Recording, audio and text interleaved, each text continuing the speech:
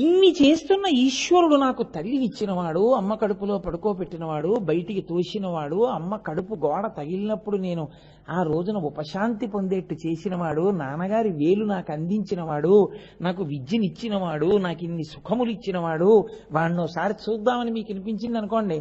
అప్పుడు మీరు గుళ్ళోకి వెళ్ళి నించోడానికి ఒకలా ఉంటుంది, అది లేకుండా మీరు గుళ్ళోకి వెళ్ళడం ఓలా ఉంటుంది. కనపడకుండా చేసేవాడు దొంగ. ఊపిరి తీస్తాడు, కనపడడు. తిన్నది జీర్ణం చేస్తాడు, కనపడడు. శక్తినిస్తాడు, కనపడడు. మేధాశక్తినిస్తాడు, కనపడడు. బిడ్డల్నిస్తాడు, కనపడడు. కీర్తినిస్తాడు, కనపడడు. తన గురించి చెప్పిస్తాడు, తాను కనపడడు. సాకారంబుగా చూపవే చిన్నీరేజ విహారమత్త మధుపా శ్రీకాళహస్తీశ్వర అని ఏడిచాడు దుర్జటి. ఒక్కసారి కనపడవా తండ్రి అని.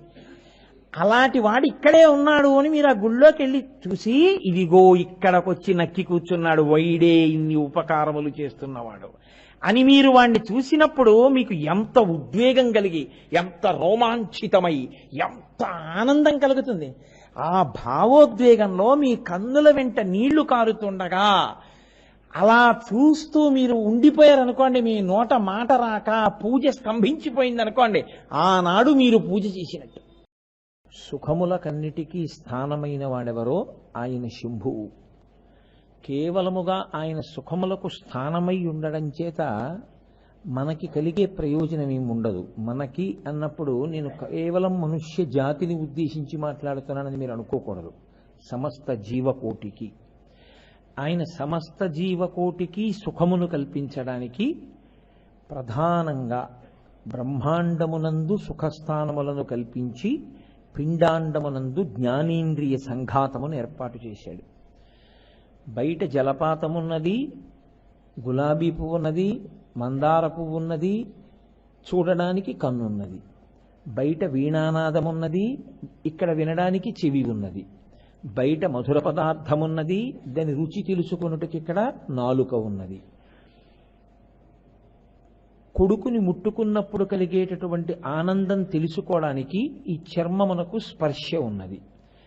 బయట మంచి సువాసన ఉన్నది, ఆఘ్రాణించి సుఖమును పొందుటకు ఇక్కడ ముక్కు ఉన్నది. ఆయన బ్రహ్మాండమునందు ఏ సుఖస్థానములనుంచాడో వాటిని మీరు అనుభవించడానికి ఇక్కడ జ్ఞానేంద్రియ సంఘాతమును ఏర్పాటు చేశాడు. ఇప్పుడు ఈ జ్ఞానేంద్రియ సంఘాతము చేత బ్రహ్మాండమునందు ఉండేటటువంటి సుఖములను మీరు అనుభవించడానికి కావలసినటువంటి వ్యవస్థని ఆయనే కల్పించాడు. కాబట్టి సమస్త సుఖములు ఎవరి వలన మీరు అనుభవించగలుగుతున్నారు? కేవలముగా శంభుదేవుని యొక్క అనుగ్రహము చేత. ఆయన అలా అనుగ్రహించి ఉండకపోతే బ్రహ్మాండమునందు సుఖస్థానములు ఉండవు. వాటిని అనుభవించడానికి ఇక్కడ జ్ఞానేంద్రియములు ఉండవలసిన అవసరం కూడా ఉండదు. ఏదో ప్రాణం ఉండదా అంటే ఉంటుంది. ఏమి తింటున్నాడో ఆయనకే తెలియదు, ఏమి చూడడానికి అవకాశం ఉండదు, ఏమి వినడానికి అవకాశం ఉండదు. అలా ఒక కొండ చిలవ ఎలా పడుంటుందో అలా పడుంటాడంతే. అలా కాకుండా నిత్య చైతన్యంతో ఇంత సంతోషంగా జీవులు ఉండగలుగుతున్నాయి అంటే దానికి కారణం కేవలముగా శంభుదేవుని యొక్క అనుగ్రహము. అయితే మీరు ఇక్కడ ఒక విషయాన్ని గమనించండి. ఇలా సుఖములను ఈశ్వరుడు బ్రహ్మాండమునందు కల్పించడం, ఈ పిండాండమునందుండేటటువంటి జ్ఞానేంద్రియములతో సుఖములను అనుభవించడం, ఇది ఒక్కటేనా శాస్త్రమునకు సృష్టికి ప్రయోజనం? మిగిలిన ప్రాణులకు జ్ఞానమన్న మాట తెలియదు, వైరాగ్యం అన్న మాట తెలియదు. మనుష్యుడు అనబడేటటువంటి ప్రాణికి వైరాగ్యము సుఖము. వైరాగ్యము దుఃఖమని మీరు అనుకోకూడదు. వైరాగ్య సుఖమును అనుభవించాడంటారు. వైరాగ్యము కూడా సుఖమే. అసలు సుఖములలోకెల్లా మహోత్కృష్టమైన సుఖము వైరాగ్య సుఖమే. వైరాగ్య సుఖస్పర్శయందు దుఃఖస్పర్శ వలన సుఖస్పర్శ క్షీణించడం అన్నది ఉండదు. సుఖస్పర్శకుండే ప్రమాదం ఏమిటంటే కొంతకాలమునకు అది దుఃఖముగా మారిపోతుంది. సుఖమే దుఃఖమవుతుంది. ఎందుచేత అంటే నేను మీకు ఒక మాట చెప్తాను చూడండి జాగ్రత్తగా. సుఖము మీ మనసు దేనిని చూసినప్పుడు, దేని వలన స్మరణ చేత ఉత్తేజమును, ఉద్వేగమును, సంతోషమును పొందుతుందో అది మీ సుఖమునకు కారణమై ఉంటుంది. మీ సుఖమునకు కారణమైనది నా సుఖమునకు కారణము కావాలని లేదు లోకంలో. ఎందుచేత అంటారేమో, ఇప్పుడు ఇక్కడ 4 అగరత్తులు వెలిగించారనుకోండి, వాటి పొగ మీకు సుఖకారణం కావచ్చు, మీకు సంతోషంగా ఉండొచ్చు ఆ వాసన వస్తుంటే. కానీ ఉపన్యాసం చెప్పేటప్పుడు కేవలం ముక్కుతోనే ఊపిరి పీల్చడం సాధ్యం కాదు. మాట చెప్పి మళ్ళీ వాక్య నిర్మాణం కోసం అని గబుక్కు నోటితో ఊపిరి తీసేస్తాం. ఆ నోటితో ఊపిరి తీసినప్పుడు ఆ పొగకి ఉక్కిరి బిక్కిరై నాకు కంఠం మండి దగ్గొస్తుంది. మీకు సుఖము, నాకు దుఃఖము. కాబట్టి అగరవత్తులు అందరికీ అన్ని వేళలా సుఖము అని మీరు చెప్పగలరా? కాదు. నా మనసు రమిస్తే దాని యందు అది నాకు సుఖము, నా మనసు రమించకపోతే అది సుఖము కాదు. అందుకే ఒక ఆయనకి ఆవు పాలు సుఖం, ఒక ఆయనకి ఆవు పాలు అబ్బబ్బబ్బబ్బా వద్దండి అంటాడు. ఆవు పాల పెరుగు కూడా ఆయన తినడం, ఆయనకి దుఃఖం. అదేంటి, ఆవు పాలు సుఖమా, ఆవు పాలు దుఃఖమా? ఆవు పాలు సుఖం కాదు, ఆవు పాలు దుఃఖం కాదు. ఆవు పాల వలన మీ మనసు ప్రీతి చెందితే సుఖం, ఆవు పాల వలన మీ మనసు అప్రీతి చెందితే దుఃఖం. కాబట్టి అందరికీ అన్ని వస్తువులు సుఖహేతువులు కావు, అందరికీ అన్ని వస్తువులు దుఃఖహేతువులు కావు. మీరు కొంచెం జాగ్రత్తగా గమనించండి, సుఖహేతువే దుఃఖహేతు అయిపోతుంది కాసేపటికి. ఎందుకో తెలుసా అండి? బాగా తేలిక ఉదాహరణ నేను చెప్పాలి అంటే, భార్య యందు తీవ్రమైన అనురక్తి దోషమని మీరు చెప్పగలరా? తప్పేం కాదు అది. భార్య యందు ప్రేమ ఉండడం తప్పని ఏ శాస్త్రం చెప్పలేదు. భార్యకి భర్త యందు అనురక్తి దోషమా? కాదు. కానీ కాలంలో ఎవరో ఒకళ్ళు ముందు వెళ్ళిపోవాలా? వెళ్ళాలి కదా, తప్పదు. అప్పుడు రెండో వారికి ఏమైంది? దుఃఖమే. ఏ వస్తువు సుఖమైందో అది దుఃఖమునకు కారణమై కూర్చుంది. దాని స్మరణ కూడా కన్నుల వెంట నీరు కార్చేట్టు చేస్తుంది. సుఖమునకు హేతువేదో అది దుఃఖమునకు హేతువయ్యేటటువంటి ప్రమాదం ఒకటి ఉంటుంది లోకంలో. కానీ వైరాగ్యం ఉన్నవాడికి దుఃఖస్పర్శ కలగడం ఉండదు, వాడు ఎప్పుడూ సుఖముతోనే ఉంటాడు. ఎందుకో తెలుసా అండి? సంగదోషం ఉండదు ఆయనకి. అందుకే వైరాగ్యము సుఖమే. మీరు పట్టుకోగలిగారో లేదో మరి నేను చెప్పిన మాట. వైరాగ్యము దుఃఖమేం కాదు, వైరాగ్యము సుఖ దుఃఖాతీతమైన సుఖానుభవ స్థితి. అందుకే వైరాగ్యములో ఉన్నవాడు ఎప్పుడు సుఖంగానే ఉంటాడు, సంతోషంగానే ఉంటాడు. ఎందుకంటే ఆయనకి ఇది ఉన్నది, ఇది పోయినది, దాని బెంగ ఆయనకి లేని స్థితి.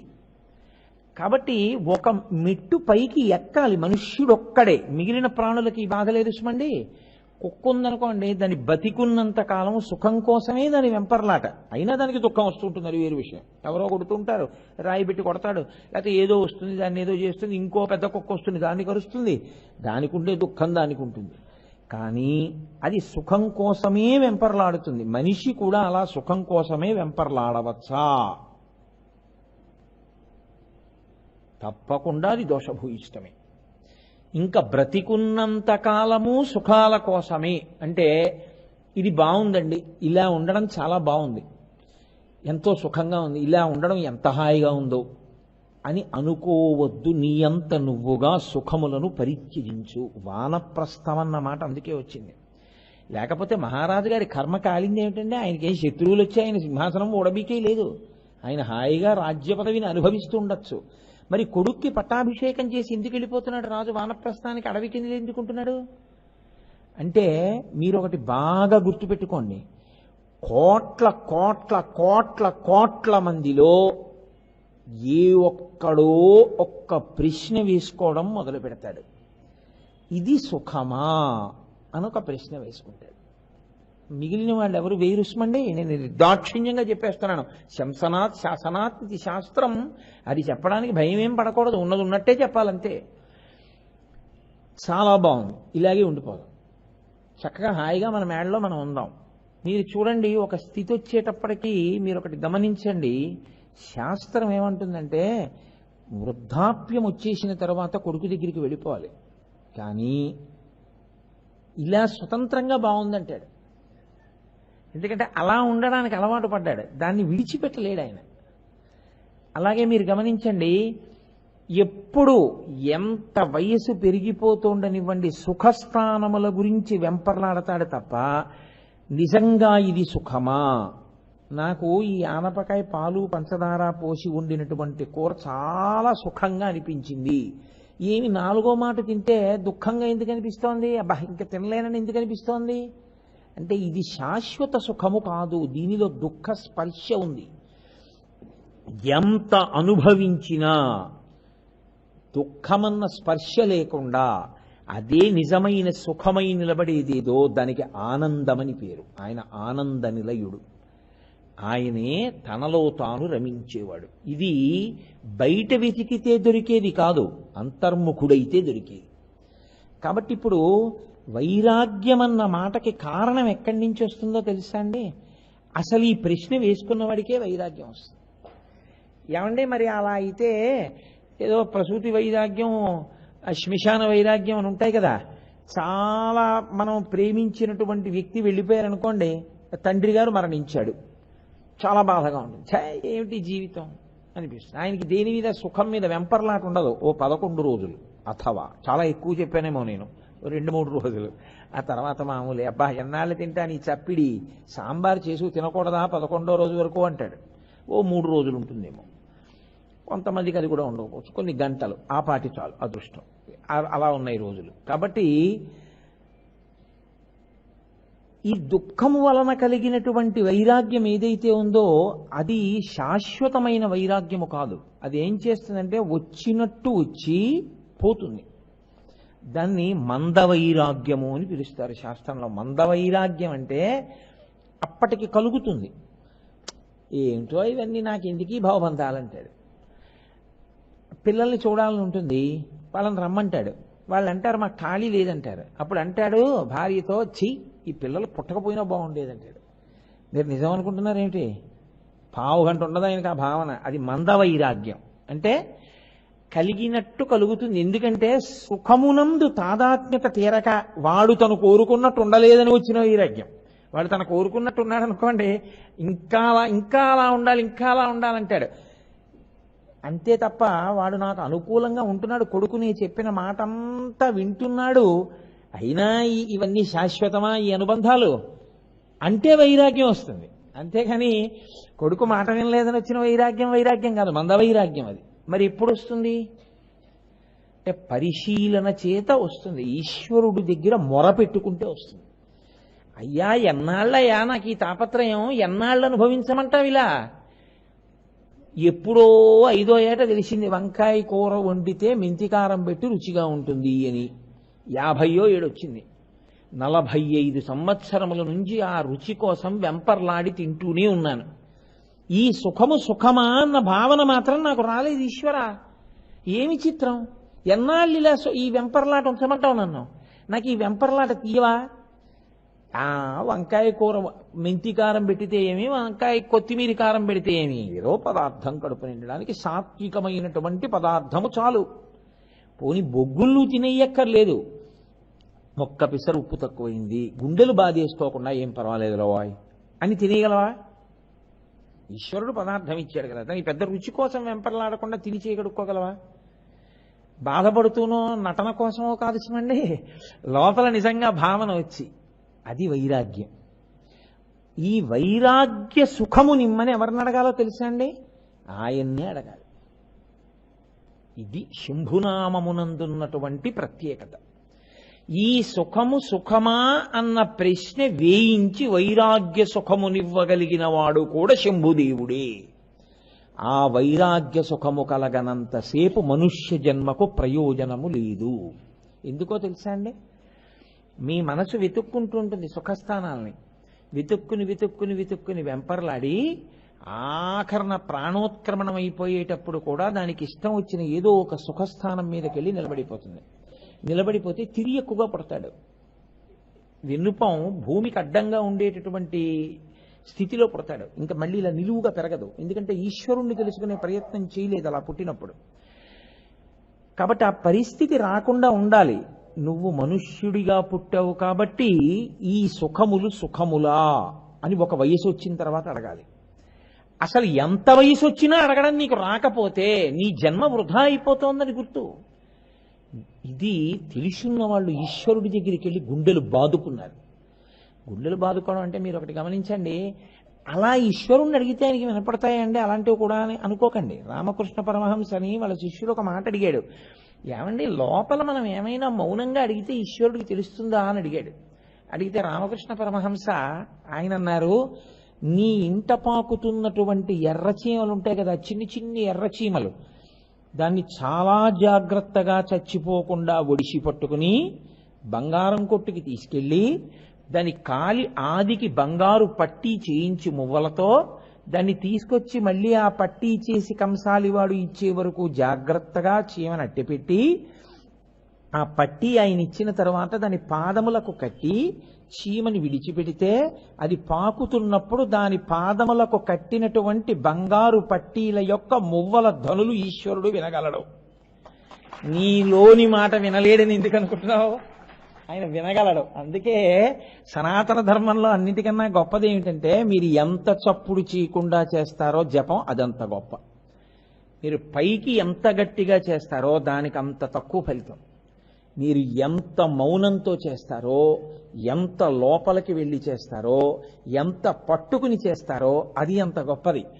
నాకు ఏదో ఒకదాని మీద ఒకటి గుర్తొస్తుంటుంది. ఇవన్నీ చెప్తే అప్పటికవుతుంది ఉపన్యాసం అనిపిస్తుంది వచ్చిన బాధ. పరమహంస ఒక మాట చెప్తారు. బిల్వమంగళుడని శివభక్తుల కథల్లో అదొక కథ. అంటే చింతామణి కథ అని మీరు అనుకోకండి, ఆయన వేరు, నేను చెప్పి ఆయన వేశ్యాలంపటంలో ఉన్నవాడు. తండ్రికి తద్దినం పెట్టి వేశ్య కోసం వెళ్తున్నాడు. అసలు అది మహాదోషం. ఇంకా నేను దాని గురించి పెద్ద వివరణ చేయవలసిన అవసరం లేదనుకోండి. ఆయన రాత్రివేళ వేశ్య దగ్గరికి వెళుతూ పితృశేషాన్ని వండిన గార్లు అప్పాలు అలాంటివన్నీ మూట పట్టుకుని వెళ్ళిపోతున్నాడు.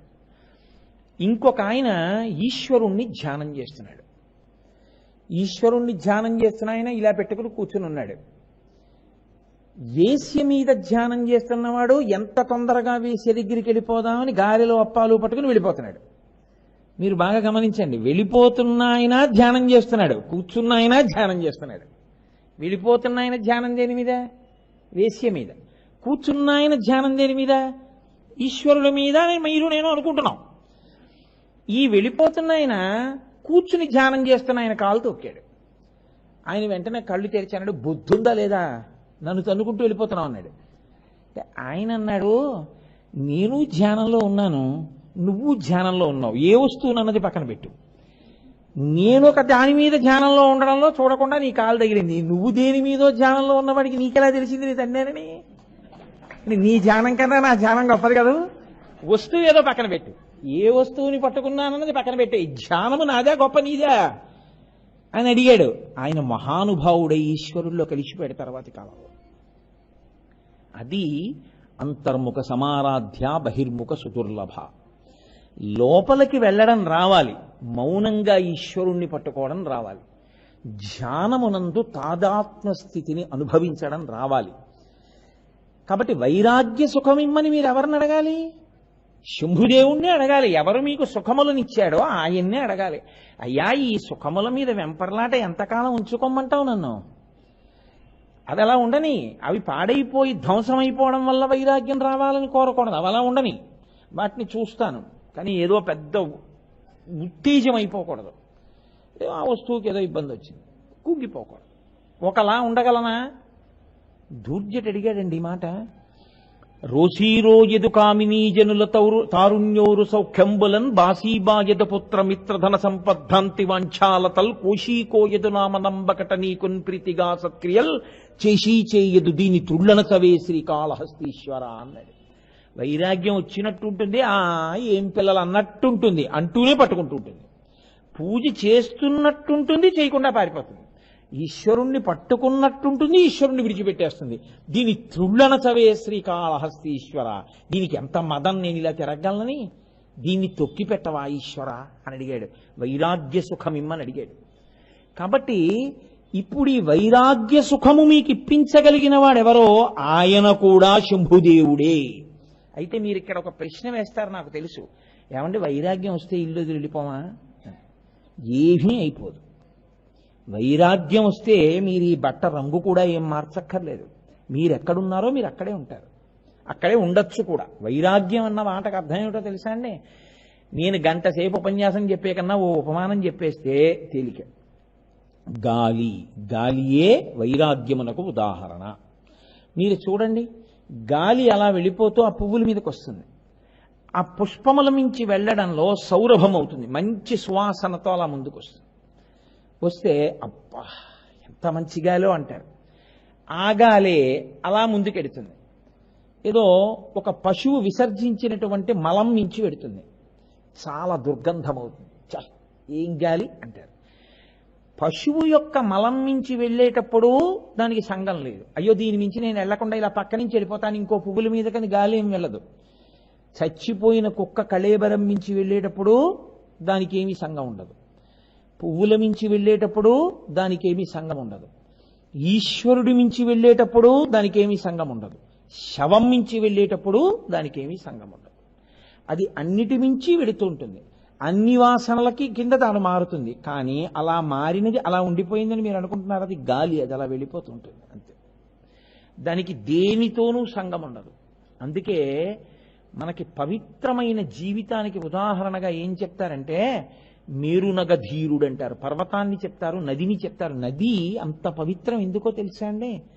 నదియే మనకి జీవితాన్ని నిర్దేశకత్వం చేస్తుంది. అందుకే కుంతీదేవి భాగవతంలో ప్రార్థన చేస్తూ యాదవులందు పాండు సుతులందు నాకు మోహ విచ్ఛేదము చెయ్యుమయ్య ఘన సింధువు చేరిడి గంగభంగి నీపాద సరోజ చింతనముపై అనిశము మదీయ వృత్తి అత్యాదర వృత్తితో గదియగనట్లు చేయగదయ్యా ఈశ్వరా అని అడుగుతుంది. అది వైరాగ్యం అంటే.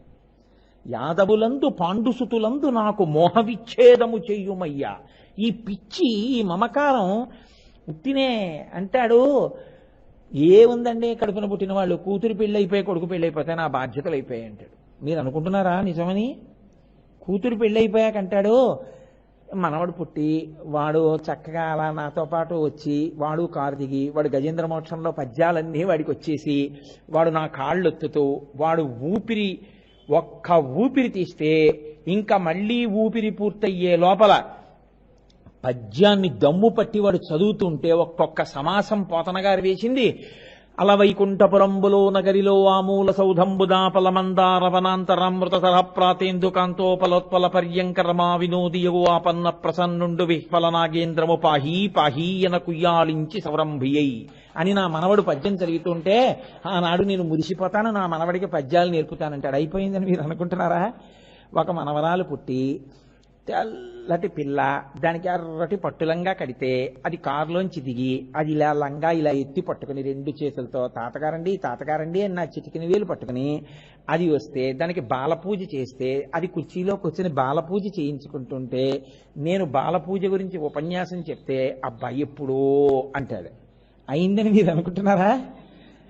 ఆ తర్వాత కొడుకు, ఆ తర్వాత కొడుక్కి పిల్లలు, ఆ తర్వాత వాళ్ళ పెళ్లిళ్ళు, వాళ్ళ ఉపనయనాలు, వాళ్ళకి పిల్లలు, ఆఖరికి ఈయన ఎక్కడ ఉంటారో తెలుసా? ఇంటెన్సివ్ కేర్ యూనిట్ ఎప్పుడప్పుడు. అప్పుడేమంటాడంటే ఇంకా నేను బతికుంటే బాగుండంటే బాగుండదు కదా, ఉండి ఏం చేసావు, ఇన్నేళ్లుండితి నేమి కంటి నేను ఎవ్వారి రక్షించదన్నని అడిగాడు దుర్జటి.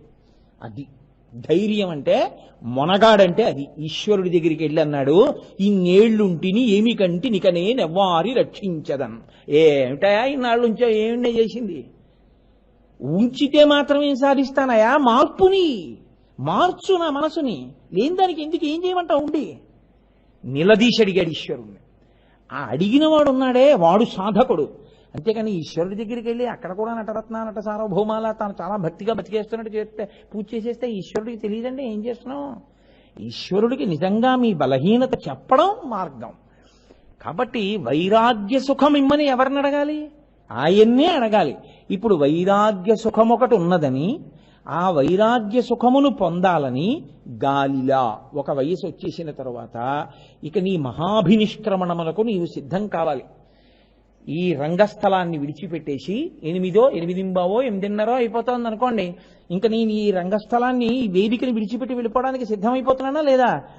అలా దీన్ని విడిచిపెట్టేసి ఈశ్వరుని యందు ఐక్యమైపోవడానికి సిద్ధం చేసేసుకోవాలి సంబారాల్ని.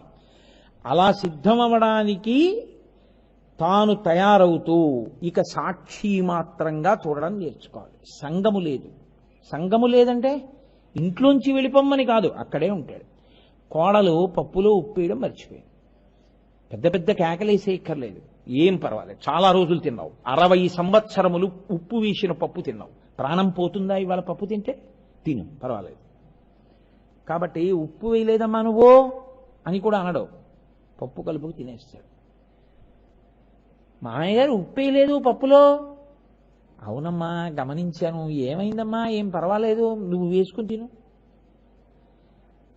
మా మామగారు చాలా మంచివాడని సర్టిఫికెట్ కోసం కాదు, నువ్వు సంఘం లేకుండా బతకడం నేర్చుకోవడానికి. అయిన దానికి కాని దానికి వచ్చి ఏమిటి ఏమిటి ఏమిటి అనకు. నువ్వు ఈశ్వరుడి మీద మనసు జరిగేవి జరుగుతుంటాయి, సాక్షి మాత్రంగా చూస్తుండే. నీవు ఏమి చెయ్యాలో అది నీకు అయిపోయింది. 60 ఏళ్ళు వచ్చాయి, ఆఫీస్ వాళ్ళు పంపించేశారు, కొడుకు కుట్టేశాడు, వాడు ఉద్యోగం వాడు చేసుకుంటున్నాడు, కోడలు వచ్చేసింది, వాడికి కొడుకు కుట్టేశాడు. ఇంకా ఎందుకు నీకు తాపత్రయం? నువ్వెవరిని పట్టుకోవాలో వాడిని వదిలేసి ఇవన్నీ ఎందుకు ఇంకా పట్టుకుంటావు? వాడిని పట్టుకో, వాడిని పట్టుకుని ఉండి ఇవన్నీ ఏం వదిలేయద్దు, చక్కగా వెళ్ళు. నాకు వైరాగ్యం అండి, నేను ఎక్కడికి వెళ్ళండి అని ఏం అనక్కర్లేదు. కొడుకు పిలిచాడు వెళ్ళు, సంఘం ఏం లేదు, పొంగిపోవద్దు. ఎక్కడ పొంగో తెలుసా నీకు? అన్నిటా ఈశ్వరుణ్ణే చూస్తుండు. ఈశ్వరుణ్ణి చూసి ఈశ్వరుడితో అనుబంధం పెట్టుకుని ఉండు. పొంగు లేదు కుంగు లేదు, గాలి ఎలా ఉందో అలా ఉంటావు. దానికి వైరాగ్య సుఖమని పేరు. ఇప్పుడు ఇది ఇచ్చేవాడెవరు? తీసుకొచ్చి చెప్పేవాడెవరు? ఇలా ఉంటే నీకు సాధనలో వైరాగ్యం వస్తుందని ఎవడు చెప్తాడు? 2 ఉండాలి.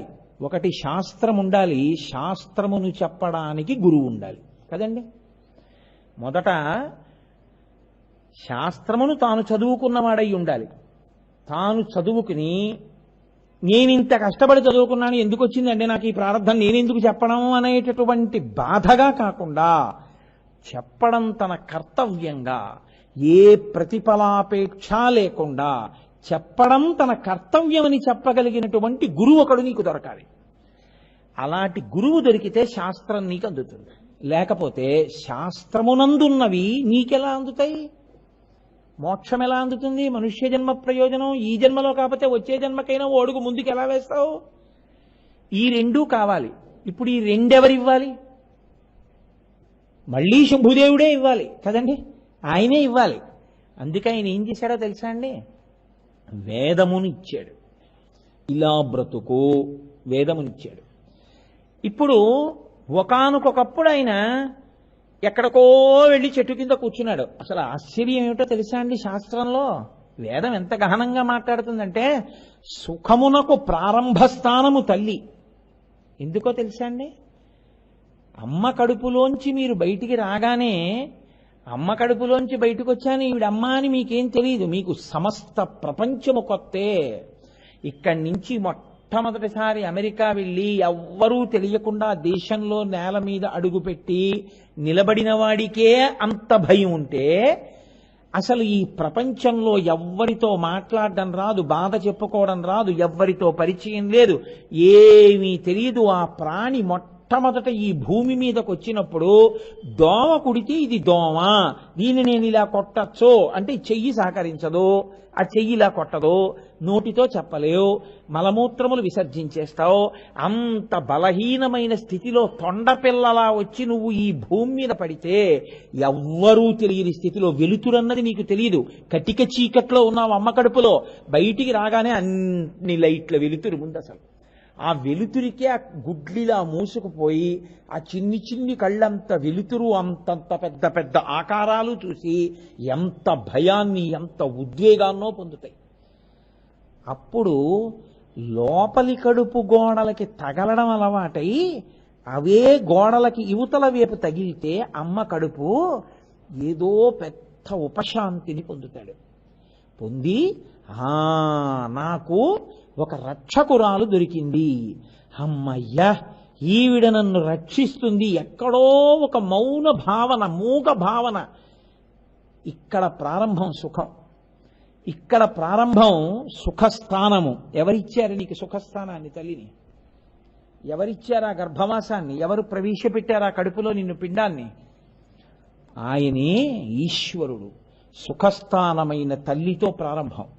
ఆ తర్వాత అమ్మంది, పిచ్చాడా, నీకు నాకు కూడా రక్షకుడు వేరొకడున్నాడు, ఈయన అని. ఈయన నీ తండ్రి, నన్ను నువ్వను, ఆయన్ని మీరను, నాన్నగారు మీరను, నన్ను అమ్మా నువ్వను అని నేర్పింది.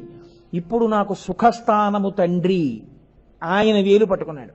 మా నాన్నగారు ఉన్నారు, నాకు భయం లేదన్నాడు. ఏదో భయం వేసింది. నాన్నగారండి నాన్నగారండి నాకు భయం వేస్తోందండి, నాన్నగారండి నాన్నగారండి నాన్నగారండి నాన్నగారండి నాన్నగారికి చెప్పుకోవడం నేర్చుకున్నాడు. తర్వాత అన్న, తమ్ముడు, సుఖస్థానములు తెలిసాయి. అసలు నీకు ప్రపంచంలో మొదటి సుఖస్థానమైన తల్లిని తండ్రిని ఇచ్చిన వాళ్ళు ఎవరు? ఈశ్వరుడే. ఇంకెవరిచ్చారు? శంభు అంటే అది. గుడికి ఎందుకు వెళ్ళాలని చెప్పిందో తెలుసా అండి శాస్త్రం? మీ కంటికి కనపడక మీకు గొప్ప ఉపకారం చేసేస్తున్నాడు అనుకోండి ఒక ఆయన, మీకు ఎప్పుడో అప్పుడు ఆయనోసారి చూద్దాం అనిపిస్తుందా అనిపించదా? నేను ఈ విషయం గొప్పగా చెప్పట్లేదు. నాకు కొన్ని ఫోన్లు వస్తుంటాయి. మా గోపాలకృష్ణ గారికి తెలుసు. ఆ ఫోన్ ఎత్తుతాను నేను. ఎవరండి మాట్లాడేది అంటారు. గురువుగారు ఉన్నారా అండి? కోటేశ్వరరావు గారు అంటారు. అమ్మా నేను కోటేశ్వరరావునే మాట్లాడుతున్నాను అంటాను. అనగానే ప్రత్యేకించి విదేశాల నుంచి ఫోన్ చేసేవాళ్ళు 5-10 నిమిషాలు వెక్కి వెక్కి ఏడిచేస్తారు వాళ్ళు. నేను అలాగే అలవాటు పడిపోయాను కదా, మొదట్లో కంగారు పడేవాడిని. వింటాను. అమ్మా ఎందుకంత ఉద్వేగపడతారు అంటాను. అయ్యా ఏవో మీ సీడీలు మేము ఇంతకాలం నుంచి వింటున్నాం, మీ మీద ఇంత భక్తి పెంచుకున్నాం, మేము ఎప్పుడైనా కోటేశ్వరరావు గారితో ముఖాముఖి మాట్లాడతామా అనుకున్నాం. ఏదో నెంబర్ దొరికింది, ఎప్పుడో ఫోన్ చేశాం, మీరే ఎత్తి మాట్లాడుతుంటే మేము ఆ ఉద్వేగాన్ని తట్టుకోలేకపోయామంటారు. ఆ ప్రేమ చూడండి మీరు. అయినప్పుడు ఇన్ని చేస్తున్న ఈశ్వరుడు నాకు తల్లి ఇచ్చినవాడు, అమ్మ కడుపులో పడుకోబెట్టినవాడు, బయటికి తోసినవాడు, అమ్మ కడుపు గోడ తగిలినప్పుడు నేను ఆ రోజున ఉపశాంతి పొందేట్టు చేసినవాడు, నాన్నగారి వేలు నాకు అందించినవాడు, నాకు విద్యనిచ్చినవాడు, నాకు ఇన్ని సుఖములు ఇచ్చినవాడు, వాడినోసారి చూద్దామని మీకు అనిపించింది అనుకోండి, అప్పుడు మీరు గుళ్ళోకి వెళ్ళి నించోడానికి ఒకలా ఉంటుంది, అది లేకుండా మీరు గుళ్ళోకి వెళ్ళడం ఓలా ఉంటుంది. అప్పుడు మీరు వెళ్ళినప్పుడు ఒక ఉద్వేగం, ఒక భావోద్వేగం. అందుకే అన్నమయ్య అందమైన మాట అంటాడు, గులు తిరిగిన దొంగ గూ గూ గూ వాడు గుడిలోనే దాగేనే గూ గూ గూ అంటాడు. కనపడకుండా చేసేవాడు దొంగ. ఊపిరి తీస్తాడు, కనపడడు. తిన్నది జీర్ణం చేస్తాడు, కనపడడు. శక్తినిస్తాడు, కనపడడు. మేధాశక్తినిస్తాడు, కనపడడు. బిడ్డల్నిస్తాడు, కనపడడు. కీర్తినిస్తాడు, కనపడడు. తన గురించి చెప్పిస్తాడు, తాను కనపడడు. సాకారంబుగా చూపవే చిన్నీరేజ విహారమత్త మధుపా శ్రీకాళహస్తీశ్వర అని ఏడిచాడు దుర్జటి. ఒక్కసారి కనపడవా తండ్రి అని. అలాంటి వాడు ఇక్కడే ఉన్నాడు అని మీరు ఆ గుళ్ళోకి వెళ్ళి చూసి, ఇదిగో ఇక్కడకొచ్చి నక్కి కూర్చున్నాడు, వైడే ఇన్ని ఉపకారములు చేస్తున్నవాడు అని మీరు వాణ్ణి చూసినప్పుడు మీకు ఎంత ఉద్వేగం కలిగి, ఎంత రోమాంచితమై, ఎంత ఆనందం కలుగుతుంది. ఆ భావోద్వేగంలో మీ కన్నుల వెంట నీళ్లు కారుతుండగా అలా చూస్తూ మీరు ఉండిపోయారనుకోండి, మీ నోట మాట రాక పూజ స్తంభించిపోయింది అనుకోండి, ఆనాడు మీరు పూజ చేసినట్టు. అసలు ఆ భావోద్వేగం జీవితంలో కలగనేపోతే ఆయన ఉపకారము మీకు స్మరణకు అందలేదు. కృతజ్ఞతతో కూడిన బ్రతుకని గుర్తు. కాబట్టి ఎవరివ్వాలి వైరాగ్యం? ఆయనివ్వాలి వైరాగ్యం, ఆయనివ్వాలి భక్తి. ఆ భక్తి అందుకే రామకృష్ణ పరమహంస ఒక మాట అంటారు, ఆ ప్రశ్న వెయ్యగా వెయ్యగా వెయ్యగా వచ్చేటటువంటి వైరాగ్యం నీటి చుక్క చుక్క చుక్క చుక్క వచ్చినట్టేం రాదు. అది వస్తే హఠాత్తుగా ఒక ప్రవాహం వచ్చినట్టే వస్తుంది. వైరాగ్య does not come drop by drop, it comes like an ocean అంటారు ఆయన. అదొక మహాసముద్రంలో వస్తుంది. ఆయన ఒక ఉపమానం చెప్తుండేవారు. ఒక భార్యాభర్తలు ఉండేవారు. ఆయన బావమరిది వాళ్ళ ఇంటికి వచ్చాడు. ఆయన రోజు ప్రవచనానికి వెళుతుండేవాడు. బావగారితో ప్రవచనానికి వెళ్ళేవాడు. ఆయన రోజు ప్రవచనం ఇంటికి వచ్చి ఆయన ఏదో కాళ్ళు చేతులు కడుక్కుని మామూలుగా పలహారం చేసి పడుకునేవాడు. ఈ బావమరిది మాత్రం ఇంటికి వచ్చి, అక్క బావగారు ఏం చెప్పారనుకుంటున్నావు, మహానుభావుడు, అబ్బబ్బబ్బబ్బా నాది చెప్పేవాడు ఇది చెప్పేవాడు, అక్క బావగారి మాటలు వింటుంటే ఎందుకు ఈ జీవితం అనిపిస్తోంది అక్క, నేను తపస్సు చేసుకోవాలి అక్క, అసలు ఈ పెళ్లి అవి నాకు వద్దంటుండేవాడు. రోజు పడుకునేటప్పుడు భార్య అనేది, ఏమండి మీరు ఇలా చెప్తున్నారు, వాడి మనసులో వైరాగ్యం వచ్చేస్తోంది, వాడు ఏమి చేసేస్తాడో ఏమిటో నాకు భయంగా ఉందంటుండేవాడు. ఆయన అనేవాడు పడుకోబోయే ముందు ఉత్తరీయం తీసి పక్క దులుపుకుంటూ, నిజంగా వైరాగ్యం వచ్చి వెళ్ళిపోయేటటువంటి వాడు ఇన్ని మాటలు మాట్లాడడే, బెంగ పెట్టుకోకనేవాడు.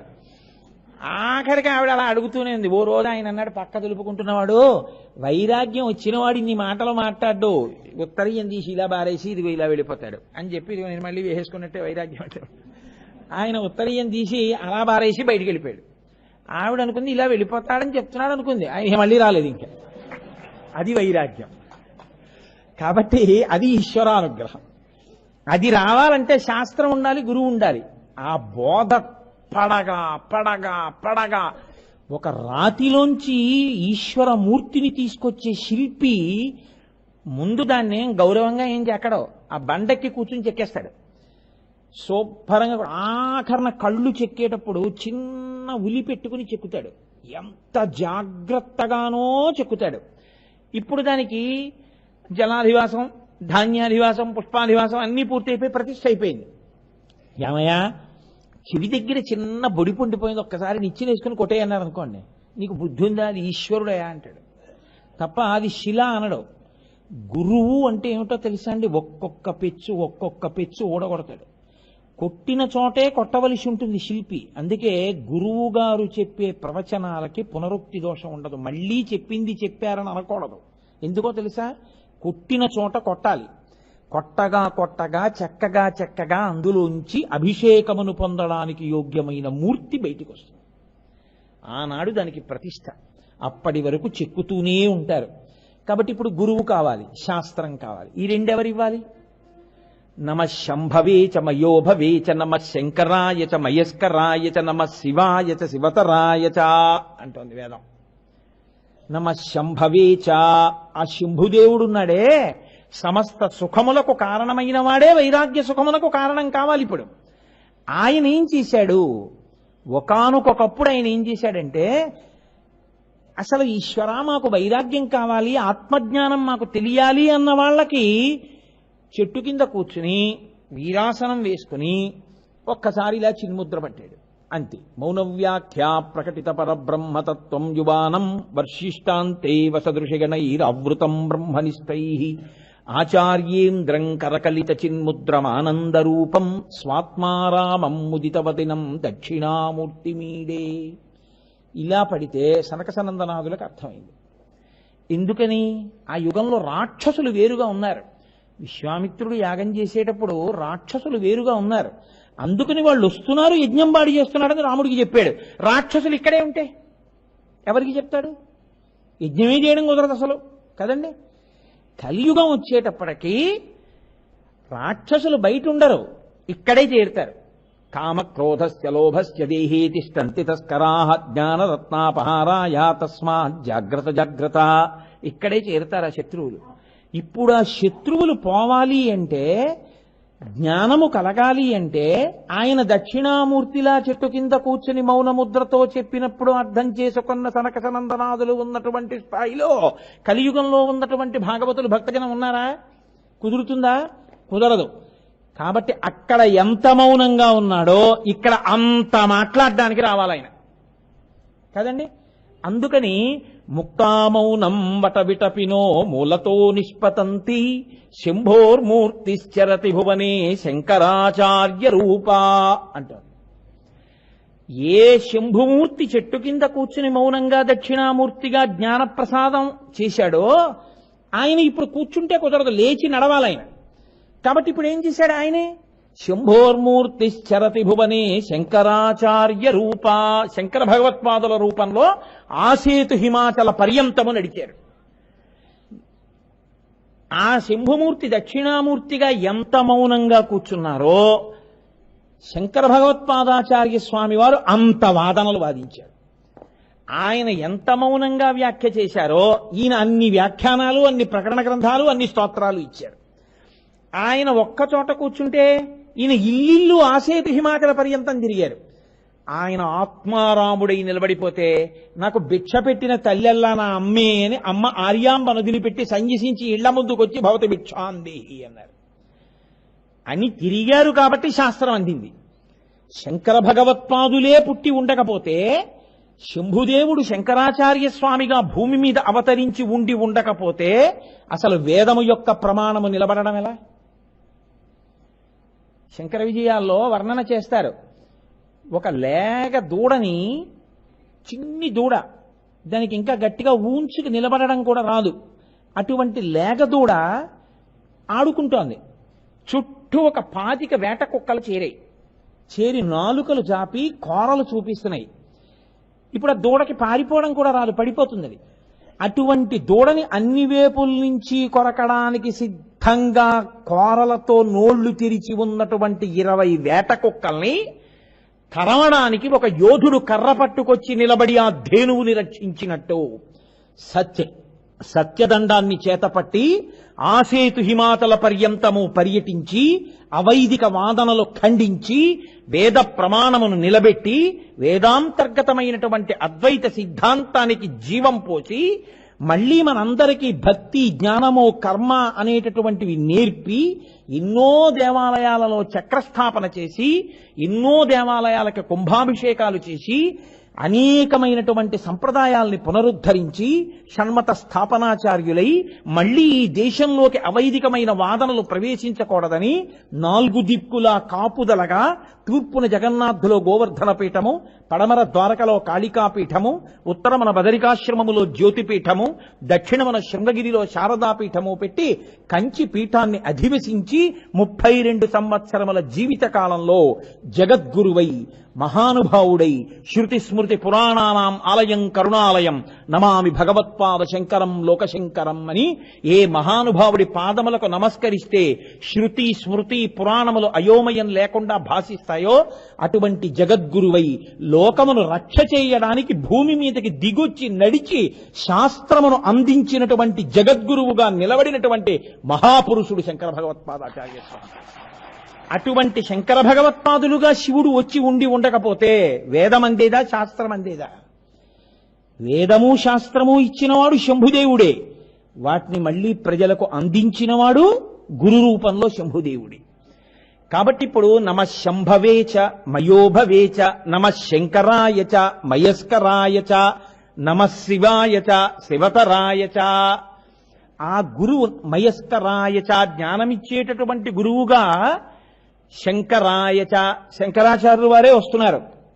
ఎలా తెలుసు శంకరాచార్యులు వారని? నమ శంకరాయచ అంటే అది శంకరాచార్యులు వారే అని ఎలా చెప్పగలరు మీరు? రుద్రాధ్యాయంలో ఎదుర్వేదంలో మంత్రంలో ఒక మాట ఉంది, నమ కపర్దినీచ వ్యుక్త కేశాయచ అని. కపర్దినీచ అంటే పెద్ద జటాజూటం ఉన్నవాడు, వ్యుక్త కేశాయచ బోడి గుండుతో ఉన్నవాడు. జటాజూటంతో ఉన్న శివుడు అందరికీ తెలుసు, బోడిగుండుతో శివుడు ఉండడం ఎవరైనా చూశారా? ఎక్కడా లేదు. మరి ఎవరు? శంకరాచార్యులు వారే బోడిగుండుతో ఉన్న శివుడు. శివుడే శంకరులుగా వచ్చారు, ఆయన వలనే జ్ఞానం అందుతుంది చెప్తోంది. ఆయనే వచ్చారని చెప్పగలిగిన దక్షుడెవరు? ఎవరు చెప్పారు ఆ మాట? భాస్కర రాయల వారని అమ్మవారి అనుగ్రహాన్ని పరిపూర్ణంగా పొందిన మహానుభావుడు ఆయన. లలితా సహస్రనామ స్తోత్ర భాష్యం చేస్తాను అని అనలేదు, అమ్మవారు ఆయన్ని అడిగింది నువ్వు లలితకి భాష్యం చెయ్యని. ఆయన అన్నారు, అమ్మ అప్పున్నవాడు భాష్యం చేయకూడదుగా, నాకు కొద్దిగా అప్పుందమ్మా అన్నారు. ఆయన మరునాడు పూజామందిరంలో కూర్చునేటప్పటికీ అప్పు తీర్చేసినటువంటి పత్రం అక్కడ ఉంది. ఆయన లలితా సహస్రనామ స్తోత్రానికి భాష్యం చేశారు. లలితా సహస్రనామ స్తోత్రానికి అంతటికీ భాష్యం చేస్తే ఆయన్ని ఎలాగైనా విమర్శ చెయ్యాలని కొంతమంది పండితులు గంగా తీరానికి చేరి ఆయన అక్కడ ఆశ్రమంలో ఉండగా ఆయన దగ్గరికి వెళ్ళి లలితా సహస్రంలో 64 కోటి యోగిని గణ సేవిత అని ఒక నామం ఉంది కదా, 64 యోగిని అంటే 64 కోట్ల మంది యోగినులు అమ్మవారిని సేవిస్తారని ఉంది కదా, వాళ్ళ పేర్లు ఏమిటని అడిగారు. ఆయన అన్నారు, సాయంకాలం మీకు చెప్తాను, సంధ్యావందనం చేసుకొచ్చి గంగా తీరంలో కూర్చోండి అన్నారు. కుంకుమానంద స్వాముల వారు ఆ రోజుల్లో ఒక మహాపురుషుడు ఉండేవారు. ఆయన అన్నారు, మీ మొహం ఇచ్చా భాస్కర్ రాయల వారితోట మీకు పరీక్షలు ఏమనుకుంటున్నారు? ఆయన అంటే వెళ్ళి చూడండి, ఆయన శక్తి ఏమిటో తెలుస్తుంది అన్నారు. వీళ్ళందరూ సంధ్యావందనం చేసుకుని వచ్చి గంగ ఒడ్డున కూర్చున్నారు. ఆయన సంధ్యావందనం చేసి పరదేవతని ప్రార్థన చేశారు. అమ్మా 64 కోట్ల మంది యోగినులు నిన్ను పరివేష్టించి ఉంటారు, వాళ్ళ పేర్లు అడుగుతున్నారమ్మా అన్నారు. అని నమస్కారం చేశారు. అంతే, సింహాసనారూఢయై లలితమ్మ వచ్చి ఆకాశంలో కూర్చుంది. ఒక్కొక్క యోగిని 64 కోట్ల మంది యోగినులు పక్కకొచ్చి నిలబడి వాళ్ళ పేరు, వాళ్ళు చేసే పనులు వాళ్లే ఆకాశంలో పరిచయం చేసుకున్నారు. అటువంటి భాస్కరరాయల వారు సామాన్యుడు కాడు. అందుకే కాశీపట్టణంలో విశ్వేశ్వరాలయం ఎదురుగుండా ఉన్నటువంటి ఆలయంలో మీరు లోపలికి వెళ్ళగానే కుడి చేతి పక్కన కిందకి దిగితే మెట్లు శ్రీచక్రేశ్వర లింగము అని ఒక శివలింగం ఉంటుంది. దాన్ని లలితా సహస్రనామ భాష్యం చేశాక భాస్కరరాయల వారు ప్రతిష్ఠ చేశారు ఆ శివలింగాన్ని. అటువంటి శ్రీచక్రేశ్వర ప్రతిష్ఠ చేసినటువంటి భాస్కరరాయల వారు విష్ణు ధర్మోత్తరము అని ఒక గ్రంథం రాశారు. ఆ గ్రంథంలో ఆయన చెప్పారు, ఎందుకని ఆయన పరాశక్తి అనుగ్రహం పొందినవారు, మహానుభావుడు, ఆయనకు అన్ని భాషించినవారు తప్ప ఏదో నోటి మాటగా అలవోకగా చెప్పినవారు కాదు. ఆయన చెప్పారు యుక్త కేశాయచ, ఆ తర్వాత కపర్దినీచ, వ్యుక్తకేశుడై బోడిగుండుతో ఉన్న శివుడే శంకర భగవత్పాదులు. అందుకని ఆ గురువు ముందుంటే తప్ప శివుడు తెలియడు. అందుకని నమ శంకరాయచ మయస్కరాయచ నమ శివాయచ శివతరాయచ అలా చెప్పింది ఎదుర్వేదం. ఆ వరుసక్రమం అలా వెళ్ళింది. కాబట్టి శాస్త్రము గురువు ఈ రెండు ఏం చేస్తాయి? మీకు సుఖములను పాడు చెయ్యరు ఈ ఇద్దరు. గురువు నీ సుఖము నాశనం అవ్వాలని, నీ సుఖస్థానములు నాశనం అవ్వాలని కోరడు. గురువు ఏం కోరుతాడో తెలుసా అండి? గురువు ఏమి మీ దగ్గర నుంచి మీరు పొందాలని కోరుతాడంటే, ఈ సుఖము సుఖమా అన్న వైరాగ్య సుఖమును మీరు పొందాలి. దానికి తగిన బోధ మీకు చేస్తాడు. ఇప్పుడు మీరు సుఖస్థానం వదిలేయాలా? వదలక్కర్లేదు. దానితో తాదాత్మ్యత పొందరంతే. ఏసీలోనూ ఉంటారు, కరెంటు పోతే వేడిలోనూ పడుకుంటారు. మీకు రెండూ సమానమే. ఏసీలో ఉన్నా నాన్ ఏసీలో ఉన్నా ఒక్కలా ఉండగలిగిన స్థితి గురుబోధ వలన సంక్రమిస్తుంది. ఆ వైరాగ్య దృష్టి శాస్త్రము గురువు వలన ఈ వైరాగ్య సుఖము ఏర్పడుతుంది. ఈ వైరాగ్య సుఖము ఏర్పడితే సంగము పోతుంది. జ్ఞానాగ్నిదగ్ధ కర్మాణం అన్నట్టు ఈ భక్తి వైరాగ్యములతో కూడినటువంటి కర్మాచరణముల చేత నిరంతరము ఈశ్వరుణ్ణి తలపలలో నిలుపుకున్న కారణం చేత ప్రాణోత్క్రమణ సమయమునందు కూడా ఈశ్వరుడి మీద దృష్టి నిలబడుతుంది. నిలబడితే ఏమవుతుంది? చిట్ట చివరికి ఈశ్వరుని యందు లీనమైపోతాడు. కాబట్టి ఈ రాచబాట ఎవరికి? సృష్టిలో 84 లక్షల జీవరాశుల్లో 83,99,999 జీవరాశులకు ఈ సుఖం అక్కర్లేదు. బయట ఆహారం దొరకడం, నిద్ర ఉండడం, మైథునం ఉండడం, సంతానాన్ని కండం అవే వాటికి సుఖాలు. కానీ మనిషికో కొంతకాలం అనుభవించి ఈ సుఖము సుఖమా అన్న ప్రశ్న వేసుకుని వైరాగ్య సుఖమును పొందడం అత్యంత అవసరమైన సుఖం. అసలు ఆ సుఖమును పొందుదామన్న తాదాత్మ్యత, ఆ ఆర్తి కలగలేదనుకోండి, వాడు ఎలా పడిపోతాడంటే, దీపం దగ్గరికి వెళ్ళేటటువంటి దీపపు పురుగులు ఎన్నో వెళ్ళి రెక్కలు కాలి పడిపోయి కింద ఉండగా మనుషులు తొక్కేస్తుంటే చచ్చిపోవడాన్ని చూస్తూ కూడా మిగిలిన దీపపు పురుగులు ఎలా వచ్చి దీపం మీద పడి కింద పడిపోతుంటాయో అలా వైరాగ్యమును పొందలేక సుఖస్థానముల యందే వెంపర్లాట పొందుతూ పడిపోతాడు. ఏమిటి పొందుతాడు దానివల్ల? ఏమీ పొందడు. హీనోపాతుల్లోకి వెళ్ళిపోతాడు.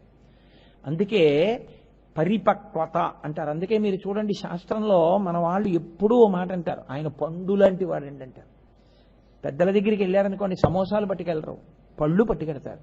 ఎందుకో తెలుసా అండి? పళ్ళు పట్టుకెళ్ళడం, పండు పట్టుకెళ్ళి ఇవ్వడానికి కారణం ఏంటంటే, ఆయన తిన్నాడా తినలేదా, ఆయనకి షుగర్ ఉందా షుగర్ లేదా అది కాదు.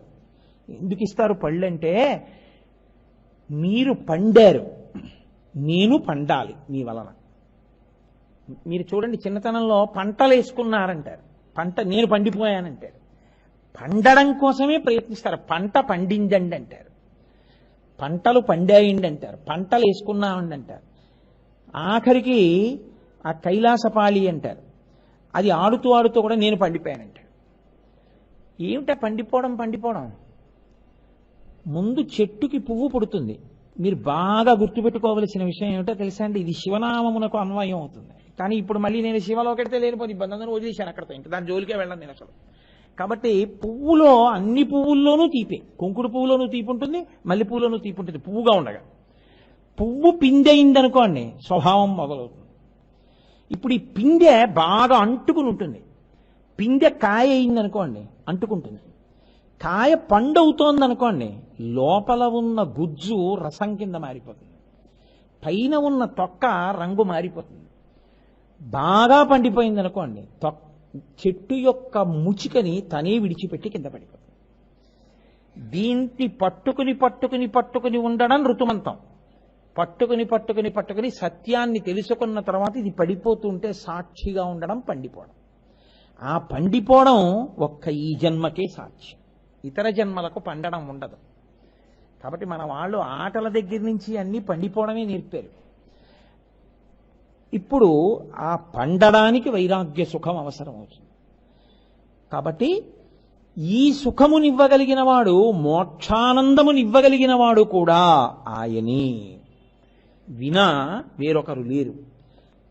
కాబట్టి ఇప్పుడు మీకు ఎక్కడి నుంచి ఎక్కడి వరకు సుఖములను ఇవ్వగలిగిన వాడై ఉన్నాడు శంభుదేవుడంటే, నీకు బాహ్యంలో బ్రహ్మాండంలో సుఖాల్ని, పిండాండంలో అనుభవించడానికి జ్ఞానేంద్రియాల్ని, బ్రహ్మాండ సుఖాల్ని పిండాండంతో అనుభవిస్తూ ఈ సుఖము సుఖమా అన్న ప్రశ్న వేసుకునేటటువంటి అవకాశాన్ని, దాని వలన వైరాగ్యాన్ని, వైరాగ్యం వలన సంగము లేని జీవితాన్ని, సంగము లేని జీవితం వలన మోక్షాన్ని పొందగలిగినటువంటి, భక్తితో కూడిన కర్మాచరణము వలన జ్ఞానమును పొంది, జ్ఞానము వలన మోక్షమును పొందగలిగినటువంటి అద్భుతమైన స్థితిని కల్పించగలిగినటువంటి, కంటికి కనపడని అవ్యక్తమైన ఒక పరమాత్మ యొక్క స్వరూపమునకే శంభుదేవుడని పేరు.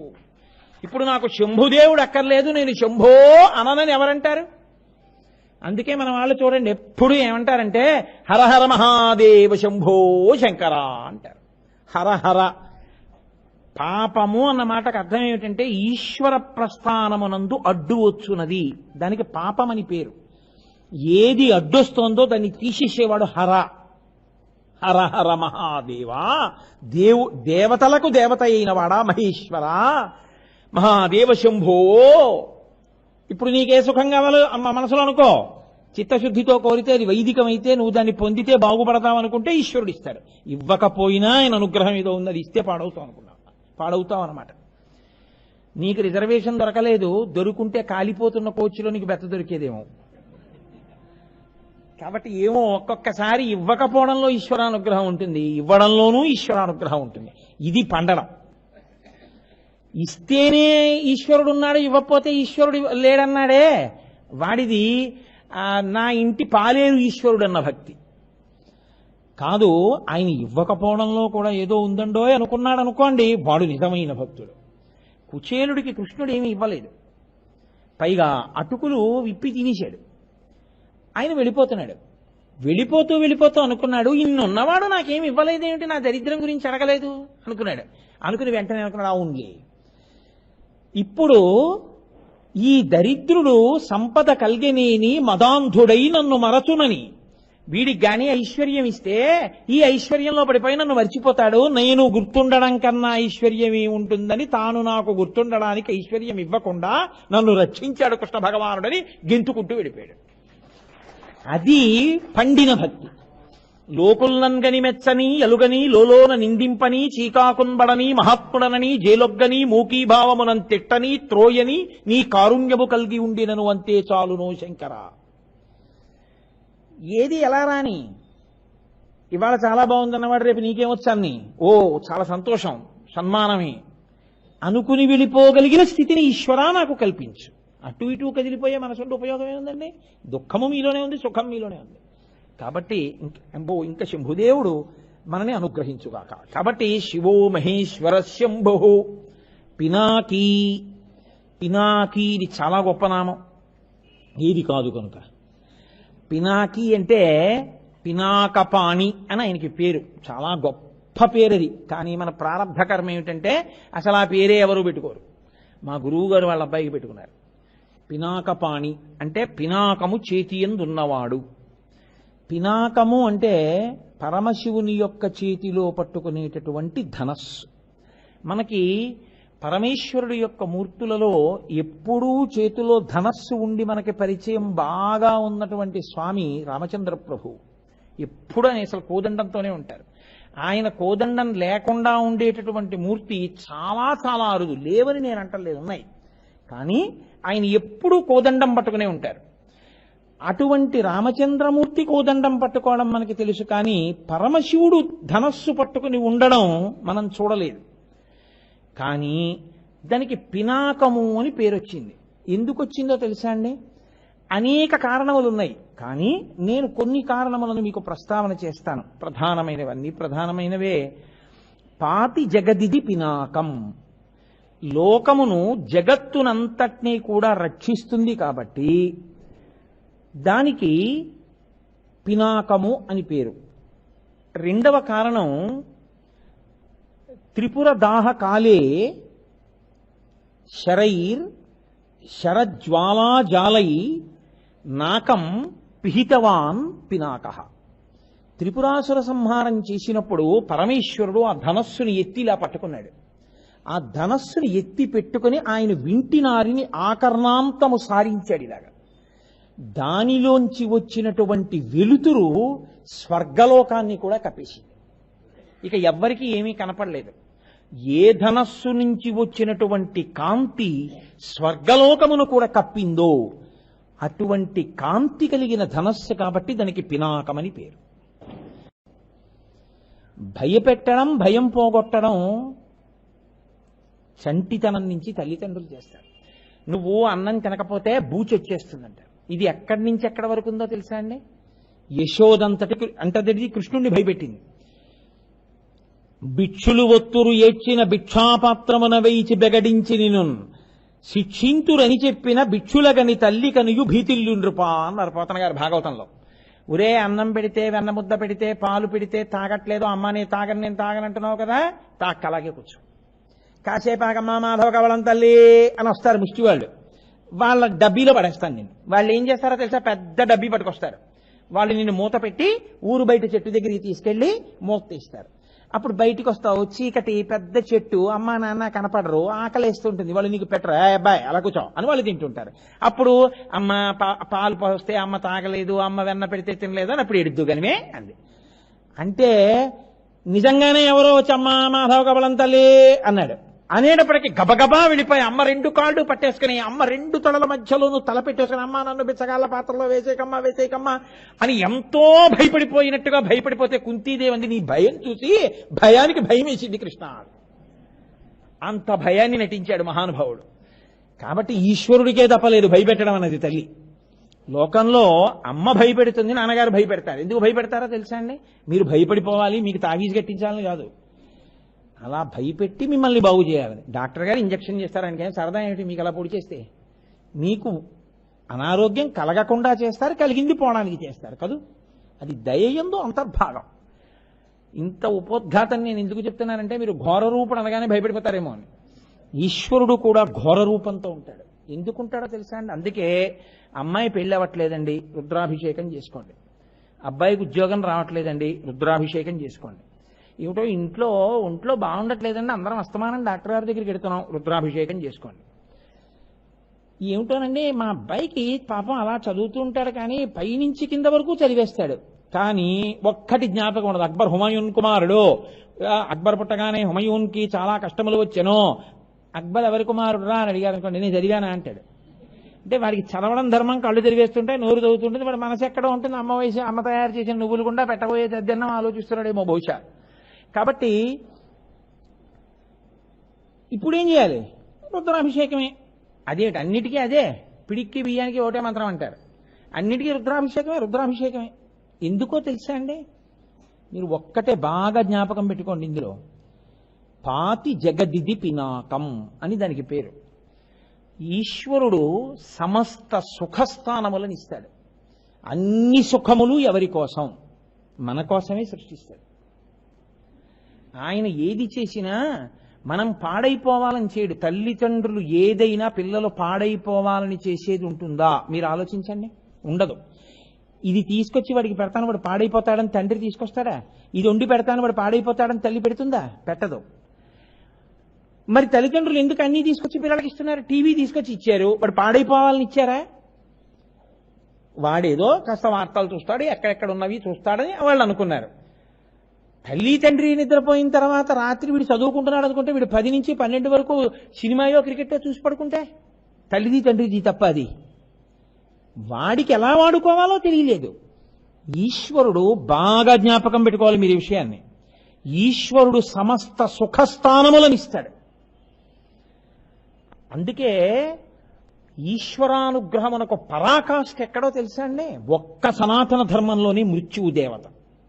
మీరు చూడండి, మృత్యువు దేవత ఇక్కడ. మృత్యుదేవత వచ్చిందంటారు తప్ప మృత్యురాక్షసు వచ్చింది అనరు. దేవత ఎందుకైంది మృత్యువు? ఏ నోము వ్రతం ఉన్నాయేంటి దానికి? మా ఇంట్లో మృత్యుదేవతా వ్రతం చేస్తున్నామండి, మీరు తప్పకుండా వచ్చి ప్రసాదం తీసుకోవాలంటే ఆ సందులోంచి కూడా వెళ్ళావడం కర్ఫ్యూ పెట్టినట్టు ఉంటుంది.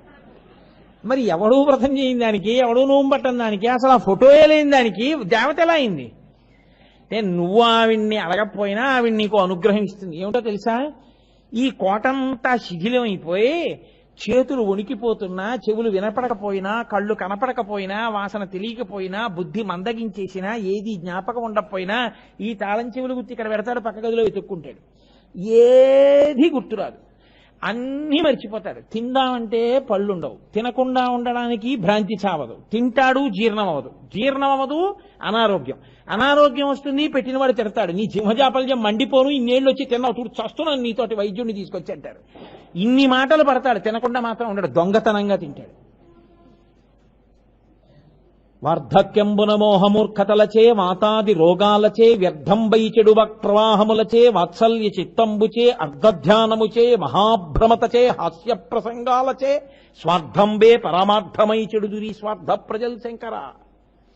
అన్ని అవలక్షణాలు వస్తాయి. పసితనంలో ఎలా ఉంటుందో మలమూత్రంబులతో మహాభయముతో మాతృస్థనాపేక్షతో చలమూర్ఖత్వముతో సదాభ్రమతతో చాంచల్య చిత్తంబుతో బరువైనట్టి కప జ్వర గ్రహ మహాబాల్యామయశ్రేణితో కలనైనంతమ చింతలేక చెడితిన్ కామ్యార్థినై శంకర. అదే బుద్ధి వార్ధక్యంలో. అందుకే ఏదో పిల్లాన్ని చూసినట్టు చూడాలండి ఆయన అంటారు, అంతే తప్పదిహ. ఈ స్థితి రాకముందే దంతంబుల్ పడనప్పుడే తనువుయం దారూఢియున్నప్పుడే కాంతాసంగము రోయనప్పుడే జరాక్రాంతంబు కానప్పుడే వింతల్మేన చెరించునప్పుడే కురుల్ వెల్వెల్ల కానప్పుడే చింతింపన్వల మీ పదాంబుజములన్ శ్రీకాళహస్తీశ్వర. కాబట్టి ఏమైంది? ఈశ్వరుడు సమస్త సుఖస్థానములను ఇచ్చాడు, వాటిని నువ్వు ఇలా వాడుకో నియమం చెప్పాడు. ఆ నియమమే వేదము, అది అనుల్లంఘనీయము, వేదము ప్రమాణము. వేదమును దాటి నువ్వు ఏది చేసినా నువ్వు చేసినది పాపమే, దానికి శిక్ష అనుభవించి తీరాలి. వేదోల్లంఘనమే పాపహేతువు. వేదము చెప్పనిది నువ్వు పూసుకున్నావా దానికి అనుభవించవలసి ఉంటుంది ఉత్తర జన్మల్లో. అందుకే శంకరాచార్యుల వారు అవతార పరిసమాప్తి చేస్తున్నారు. శిష్యులు వెళ్ళి అన్నారు, మీరు ఇచ్చినటువంటి వాంగ్మయం మహాసముద్రం, ఎప్పటికి చదువుతాం? మా బతుకులో 32 ఏళ్లలో మీరు ఇచ్చింది చదవడానికి మాకు 30 జన్మలు దాలవు. అందుకని తేలిగ్గా చెప్పండి మేమేం చెయ్యాలన్నారు. వేదో నిత్యమధీయతాం తదుదితం కర్మస్వనుష్ఠీయతాం దుస్తర్కాస్తు విరమ్యతాం శృతిశిర పక్ష సమాశ్రీయతాం. వేదాన్ని చదువుకో, వేదమేం చెప్పిందో అదే చెయ్యి. వేదం చెప్పనిది చేస్తూ నేను చేస్తున్నది మంచిదని బుకాయించవద్దు. దుస్తర్కాస్తు విరంజతాం, అనవసరపు వాగుడు కట్టి పెట్టే, వేదం చెప్పింది చెయ్యి చాలు. కాబట్టి ఇప్పుడు వేదమే ప్రమాణము. వేదము ప్రమాణమైతే ఈశ్వరుడిచ్చిన సుఖమును మీరు ఎలా అనుభవిస్తే ఈశ్వరుడు సంతోషిస్తాడో దానికి ధర్మం అని పేరు. బాగా పట్టుకోండి, ధర్మం అంటే ఏమిటో తెలుసా అండి?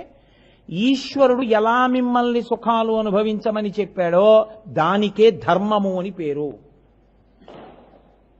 మీరు చూడండి, ఇది ఎప్పుడూ ఉంటుంది. నాకు ఒక ఆయన ఉద్యోగం ఇచ్చాడు, నాకు ఒక ప్రభుత్వ సంస్థలో నేను ఉద్యోగం చేస్తున్నాను. నాకు ఓ కుర్చీ ఓ టేబుల్ వేసి నాకు కొన్ని ఫైల్స్ ఇచ్చి వీటిని మీరు ఇలా చెయ్యండి అని చెప్పారు. నేను నా ఇష్టం వచ్చినట్టు చేశాను అనుకోండి, వెంటనే ఏమంటారు? నేను చెప్పినట్టు చేయకుండా నీ చిత్తం వచ్చినట్టు ఎందుకు చేశావు ముందు అడుగుతారు. నేను తప్పైపోయిందండి, నిజమే, నేను అలా చేయకుండా ఉండవలసింది, కాబట్టి నాది తప్పే, I admit my guilt, I request you to kindly take a lenient view and drop the memo for this time. I also assure that I will not recur such mistakes in future అని రాసిచ్చాను అనుకోండి. Your explanation is not convincing. Still a lenient view is taken and the memo is dropped. However, you are severely cautioned that such mistakes should not be repeated in future అని రాసి నాకు తాకీదు ఇస్తారా? అనగా నేను అయ్యా ఏదో బుద్ధి పొరపాట ఇటువంటి తప్పు చేశాను, ఇంకెప్పుడు నా ఇష్టం వచ్చినట్టు చేయను, మీరు చెప్పినట్టు చేస్తాను. నువ్వు చెప్పినది సబబుగా లేదు, కానీ ఇత పూర్వం నువ్వు సరిగ్గా పనిచేసినటువంటి విషయాల్ని దృష్టిలో పెట్టుకుని ఈసారికి నీ తప్పు మన్నించి నిన్ను క్షమిస్తున్నావు, కానీ ఇక ముందెప్పుడు నువ్వు ఇటువంటి తప్పుని పునరావృత్తము చేయకుందువుగాక అని రాసి కాగితం ఇస్తున్నారా లేదా? మీరు మీ అబ్బాయికి పుస్తకాలు ఇచ్చారు, వాడు కాగితాలు చింపుతున్నాడు. నీకు పుస్తకాలు ఇచ్చింది చదువుకోవడానికా కాగితాలు చింపడానికా అని మీరు అడుగుతున్నారా అడగట్లేదా? ఏమి మీరు ఒక పని చేసేటప్పుడు మీకు ఒక సుఖస్థానాన్ని ఇచ్చినప్పుడు మీరు దీన్ని ఇలా వాడుకో అని ప్రతి చిన్న విషయాన్ని చెప్తున్నారే, ఈశ్వరుడు మీకిన్ని సుఖస్థానములనిచ్చి ఇలా వాడుకో అని చెప్పినప్పుడు మీరు అలా వాడకుండా మీ చిత్తం వచ్చినట్టు వాడితే ఆయన ఎందుకు కోపం వచ్చి ధనస్సు పట్టుకోడు? ఎందుకు ఘోరరూపుడు కాడు? కాబట్టి ఇప్పుడు ఆయన ఘోరరూపుడుగా ఉన్నాడా? ఘోరరూపుడు అయ్యేటట్టు మనం చేశామా?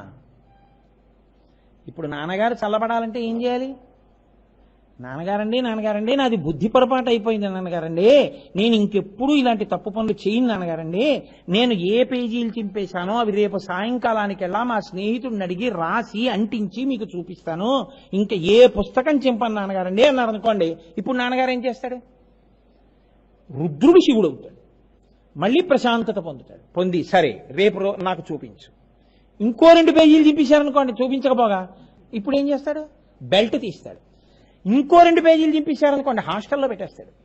ఇక నాన్నగారండి అనడానికి ఏముండదు. వాళ్లే 9:30 వరకు 10 వరకు ఆసనం వేసి కూర్చోవడం బాగా వస్తుంది కదా.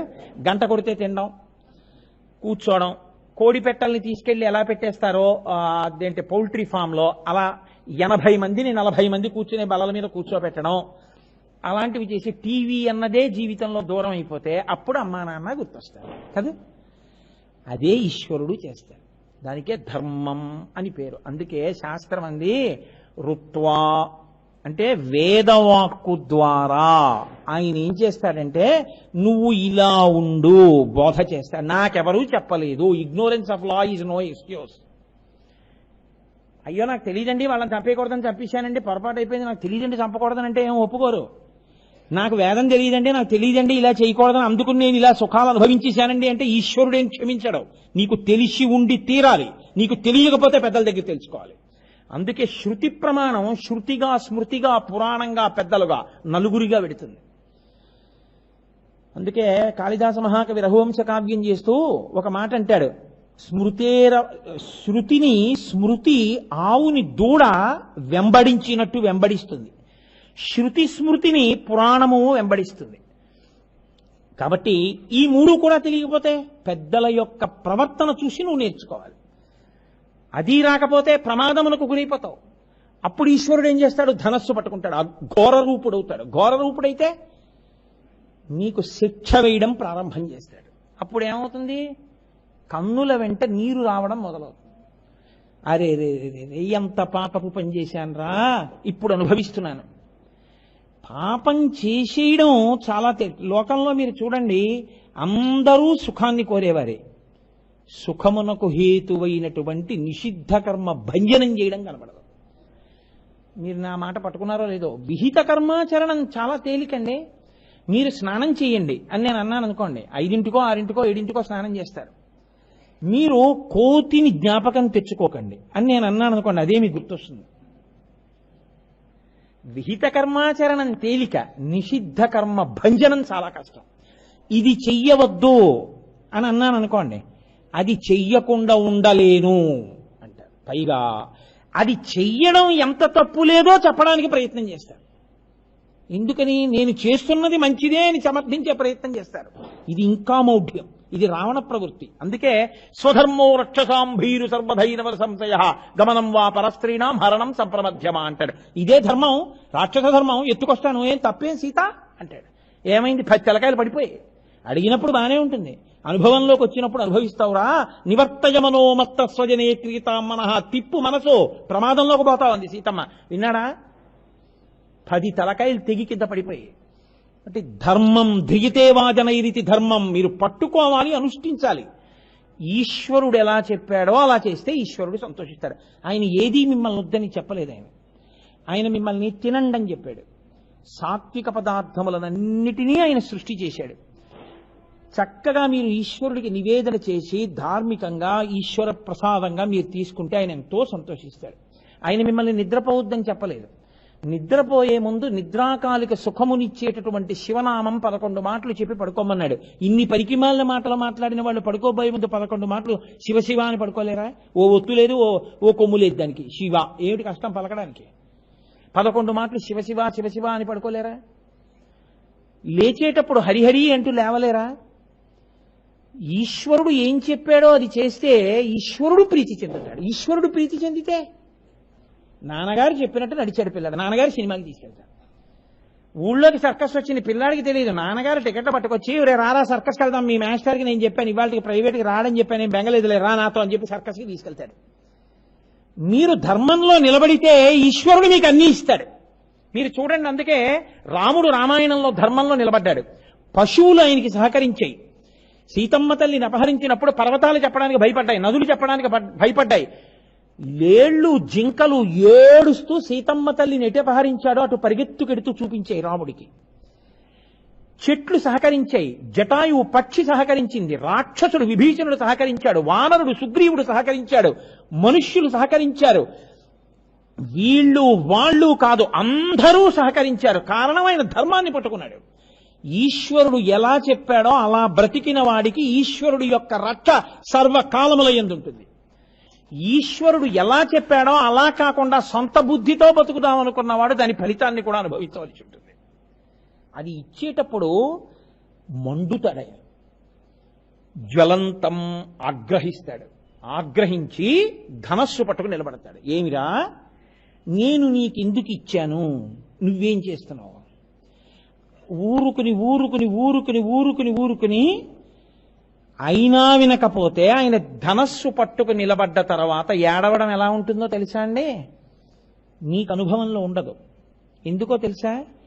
ఊళ్ళో రోగాలన్నీ ఎవరికి తెలుస్తాయంటే డాక్టర్ గారికి తెలుస్తాయి. ఆయన దగ్గరికి వచ్చిన వాళ్ళు సినిమా గురించి చెప్పరు. ఏం చెప్తారు? ఈ బల్ల నుంచి లేచి ఇంకోటి లోపలికి వచ్చారనుకోండి, ఏదే అందరూ తలకాయపోటు కడుపులో నిప్పి జ్వరమే చెప్తారు. ఎవడో ఏమీ చెప్పడంటే ఉన్నది ఆయన దగ్గరికి వచ్చేది ఎందుకు, అవే చెప్తారు. నాలబోటిగాడికి ఫోన్లు చేసేవాళ్ళు, మా ఇంటికి వచ్చేవాళ్ళు ఏం చెప్తారో తెలుసా అండి? అయ్యా మిమ్మల్ని ఒక్కసారి ఒంటరిగా కలుసుకుందాం అనుకున్నాం అన్నాడంటే బాంబు పడిపోయింది లెక్కే. ఎందుకు చెప్తాడో తెలుసా? అది ఇంట్లో ఏదో భయంకరమైనటువంటి ఎవరికీ చెప్పుకోలేని బాధ వచ్చింది. ఎందుకు వచ్చింది? ఇప్పుడు అంటాడు, ఏం చేయమంటారండి అంటాడు. ఈ బుద్ధి నీకు ముందుండి అసలు చెయ్యకూడని చేయకుండా ఉంటే ఈ ఏడుపు ఎందుకు వచ్చి ఉండేది నీకు? ఇది నమస్తే రుద్రమన్యవ ఉతోత ఇషవే నమః. ఈశ్వర మా మీద కోపడకండి. నమస్తే అస్తు ధన్వనే బాహుభ్యాముతతే నమః. మీ బాహువులకి నమస్కారం, మీ చేతిలో ధనస్సుకి నమస్కారం. అవతత్య ధనస్త్వగం సహస్రాక్షసతేషు దే నిశీర్యశిల్యానాం ముఖా శివో నస్సుమనా భవా. అందుకని అభిషేకం చేస్తూ అడుగుతాడు. అది దిక్కుమాలిన అభిషేకం ధరణితోటే. పోనప్పుడు నీళ్ళు ఇడు. ఆయనన్ని బిందెలు నీళ్ళిచ్చి పోయిరా అంటే ఈ ఉద్ధరణ ఎక్కడ దొరికిందో దాంతో ఏదో ఆచమనం చేసి దాంతో పోస్తాడు. పోయి చెంబుతో నీళ్లు పోయిడు. ఆయన్ని చల్లబడు చల్లబడు చల్లబడు తండ్రి, వేడిగా ఉండకు వేడిగా ఉండకు వేడిగా ఉండకు అని చల్లబడు చల్లబడు పదార్థం వెంట పదార్థం పోసి శుద్ధజలం పోస్తూ సమంత్రకంగా అడుగుతారు. ఈశ్వర ఏం చేస్తారో తెలుసా? నాకు బుద్ధి వచ్చింది కదూ, ఇప్పుడు ఆ బాణాలను తీయండి. ఇలా కదూ పట్టుకున్నారు, ఇలా వింటినారికి తొడుగుతున్నారు కదా, తొడక్కండి, ఇలా దింపేయండి. ఇలా దింపేసి బాణాన్ని తూణీరంలో పెట్టేటప్పుడు ములుకు పైకి పెట్టుకుని పెట్టుకోరు. అలా పెట్టుకుంటే వాడికి తూణీరం పెట్టుకోవడం రాదు, వాడి తీసిన వాడి వెళ్ళేది అయిపోతాయి. అది ములుకులు కిందకి పెట్టి బాణం ఎక్కడ సంధిస్తారో దాన్ని పెట్టుకుంటారు. దాంతో ఇలా తీసి తీయగానే ములుకు శత్రువు వైపు పెడుతుంది. అదే అసలు భయంకర స్వరూపం. కాబట్టి ఈశ్వర ములుకు విరగ్గొట్టేయండి. ఇప్పుడు కాదు, గబుకుని ఎప్పుడు తీసిన దానికి పదునుగా ఉండకూడదు. విరగ్గొట్టేసి ఇలా కింద కొంచేయండి, లోపల పెట్టేయండి తూణీరంలో. ఇంకెప్పుడు తీకండి. దాన్ని తీసుకెళ్లి గోడకి మేకులు ఉన్నాయి చూశారు, వాటికి తగిలించేయండి. మీకు ఇక్కడ కాదు, ఉత్తర భారతదేశంలో శివాలయాలు ఉంటాయి. ఆ శివాలయాల్లో త్రిశూలాన్ని తగిలించేస్తారు తీసుకెళ్లి. ఎందుకో తెలుసా అండి? ఇదే అఘోర రూపుడిగా ఉన్నమని. తీసుకెళ్లి తగిలించేయి మేకులకి. ఇవన్నీ వేదమంత్రాలు. నేను అబద్ధాలు చెప్తానని మీరు అనుకుంటున్నారేమో. ఇప్పుడు మాకు బుద్ధి వచ్చింది. ఏం బుద్ధి వచ్చిందో తెలుసా? మేము ధర్మం ఒక్కటి పట్టుకుంటే శంచమే మయశ్చమే ప్రియంచమే అనుకామశ్చమే కామశ్చమే సౌమనసశ్చమే భద్రంచమే శ్రేయశ్చమే వస్యశ్చమే యశశ్చమే భగశ్చమే ద్రవిణంచమే యంతాచమే దత్తాచమే క్షేమశ్చమే. ఈశ్వర ఇది అది అని ఏమి మాకు అమృతంచమే యక్ష్మంచమే నామయశ్చమే దీర్ఘాయుత్తంచమే నమిత్రంచమే భయంచమే సుగంచమే సుదినంచమే సూషాచమే అన్నీ మాకు నువ్వు ఇస్తావు. కొడుకుల్ని ఇస్తావు, కొడుకులకి బుద్ధి చెప్పగలిగినటువంటి శక్తినిస్తావు, పెద్ద పెద్ద వ్యాధులు రాకుండా హాయిగా ఉండగలిగినటువంటి స్థితినిస్తావు, తిన్నది జీర్ణం అయ్యేటట్టుగా అనుగ్రహిస్తావు, మాకు ఆరోగ్యం ఇస్తావు, మంచి సంపత్తినిస్తావు. ఇవన్నీ ఇవ్వగలిగిన వాడివి నువ్వన్న బుద్ధి మేము తెలుసుకుని నువ్వు చెప్పినట్టు ప్రవర్తించగలిగిన బుద్ధిని మాకు ఈశ్వర. ఇది లేక నువ్వు ధనస్సు పట్టుకునేటట్టు చేసుకున్నావు. కాబట్టి ఈశ్వర నువ్వెప్పుడు నాకు ధనస్సు పట్టుకుని కనపడకూడదు, ప్రసన్నమూర్తివై కనపడాలి, సంతోషంతో కనపడాలి తండ్రి.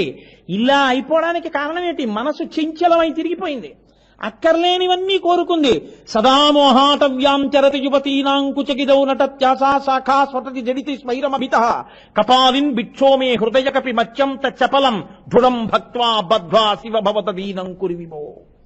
ఈశ్వర ఈ మనస్సు కోతి అక్కర్లేని వాటన్నిటి మీద తిరుగుతోంది, ధనం మీద తిరుగుతోంది, కామానికి స్త్రీల మీద తిరుగుతోంది. అందుకే దీన్ని తీసుకెళ్లి నీ పాదాలకేసి కట్టేసేయి. లేదా నువ్వు ఆది భిక్షువి కదూ, నీ చేతిలో కోతి ఉంటే బాగా వేస్తారు భిక్ష, కాబట్టి ఈ కోతిని నువ్వు పట్టుకుని వెళ్ళిపో. అప్పుడు నాకు ఈ చాంచల్యం ఉండదు, నీ పాదముల దగ్గర పడి ఉంటాను. ఈ భావాన్ని అందుకున్నాడు దుర్జటి. ఇదే మాట దొంగ అని మార్చి చెప్పాడు. తమకంబప్ప పరాంగనాజనుల పరద్రవ్యంబులన్ మృత్యులింగ మహోద్యోగము చేయు మనము దొంగంబట్టి వైరాగ్య పాశంబులం చుట్టి బిగించి నీ చరణస్తంభంబునం కట్టివైచి ముదంబెన్నడు కల్గజేయ గదవో శ్రీకాళహస్తీశ్వర అన్నాడు. ఇది దొంగ, నువ్వు ఇచ్చినవి తప్ప అక్కర్లేనివన్నీ వెతుక్కుంటోంది. ఎలా పరులది నాది చేసుకుందామా అని ఆలోచిస్తోంది.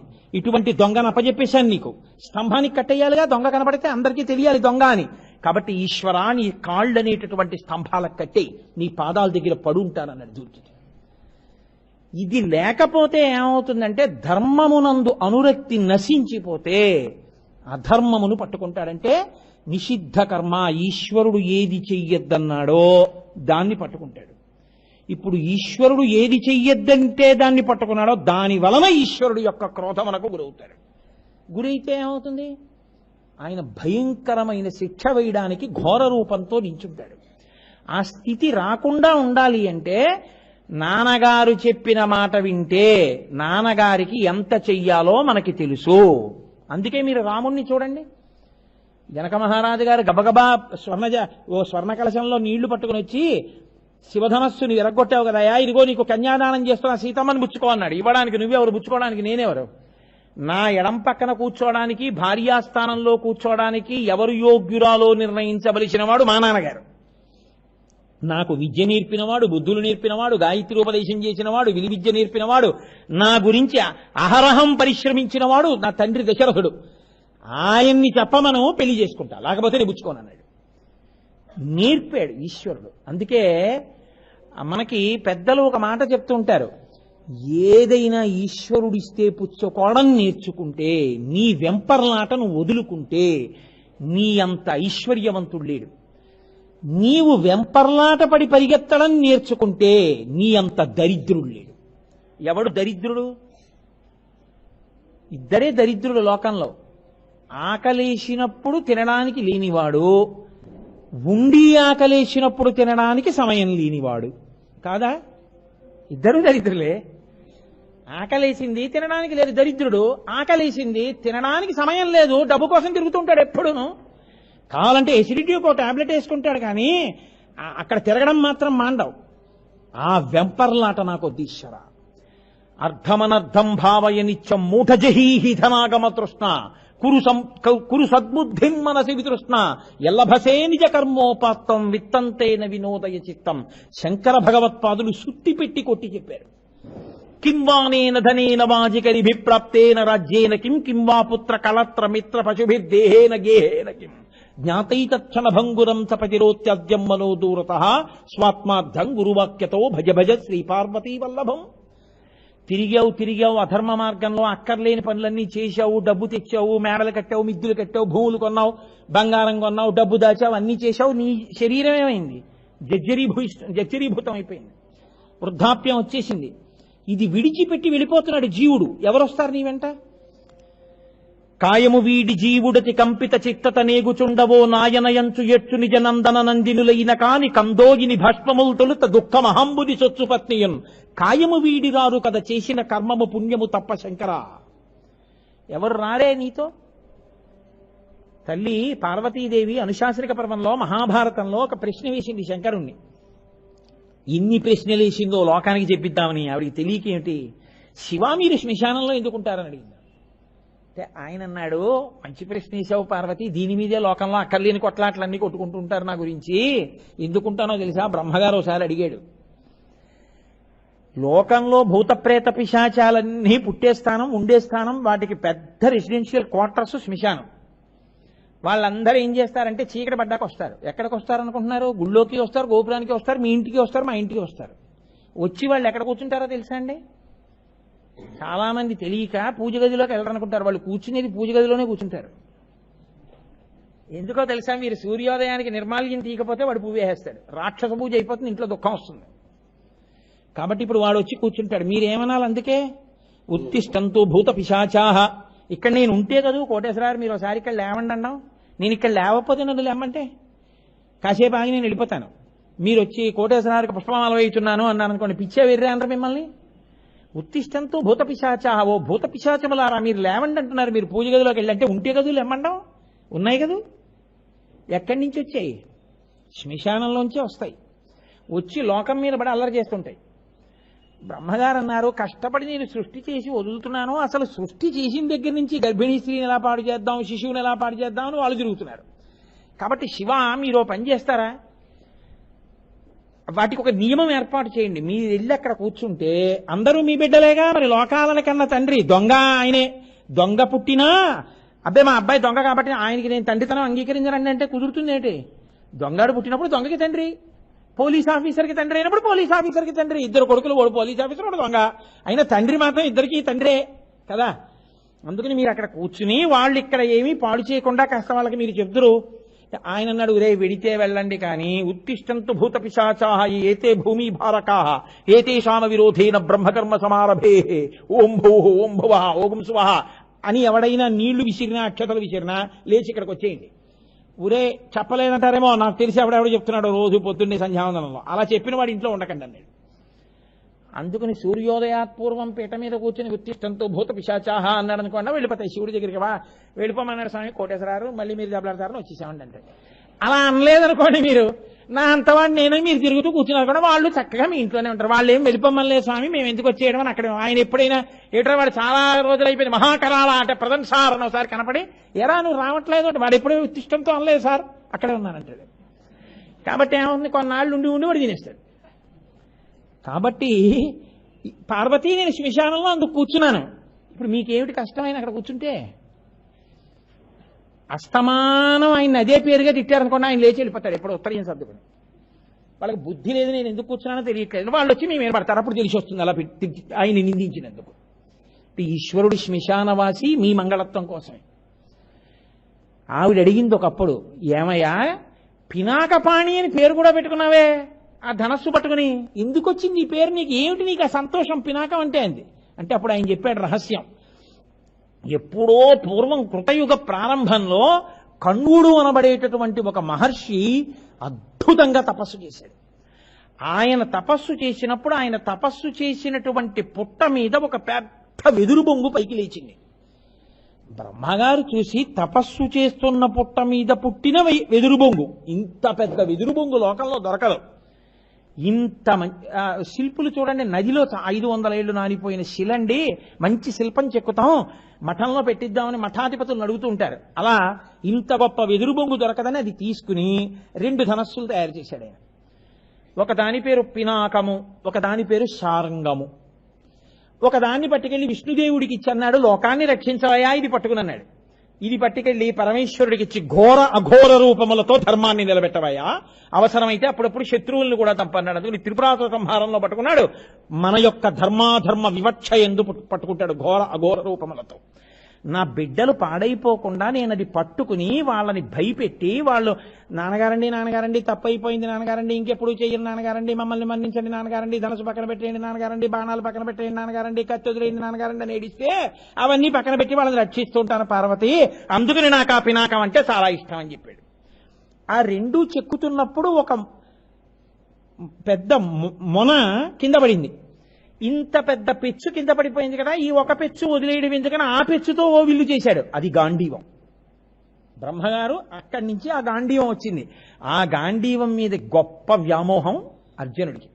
మీరు విరాట పర్వం విన్నారుగా అయ్యప్పస్వామి గుళ్ళో, ఆ గాంధీవం పట్టుకుంటేనే చాలు శత్రువులు చచ్చిపోతారు, ఆ వింటినారి సారిస్తే చాలు అసలు. కాబట్టి గాంధీవము అర్జునుడు ఇద్దరు గారు. ఆ గాంధీవం అంటే అర్జునుడికి అంత మమకారం, స్వర్గారోహణ పర్వంలో పడిపోవడానికి అదో కారణమైంది. కాబట్టి అలా వచ్చింది ఆ ధనస్సు. నాకు బ్రహ్మగారు ఆ రోజున ఈ కర్తవ్యాన్ని చెప్పి నాకు ఇచ్చాడు. అందుకని నేను పినాకపాణి అని పేరు పెట్టుకున్నాను.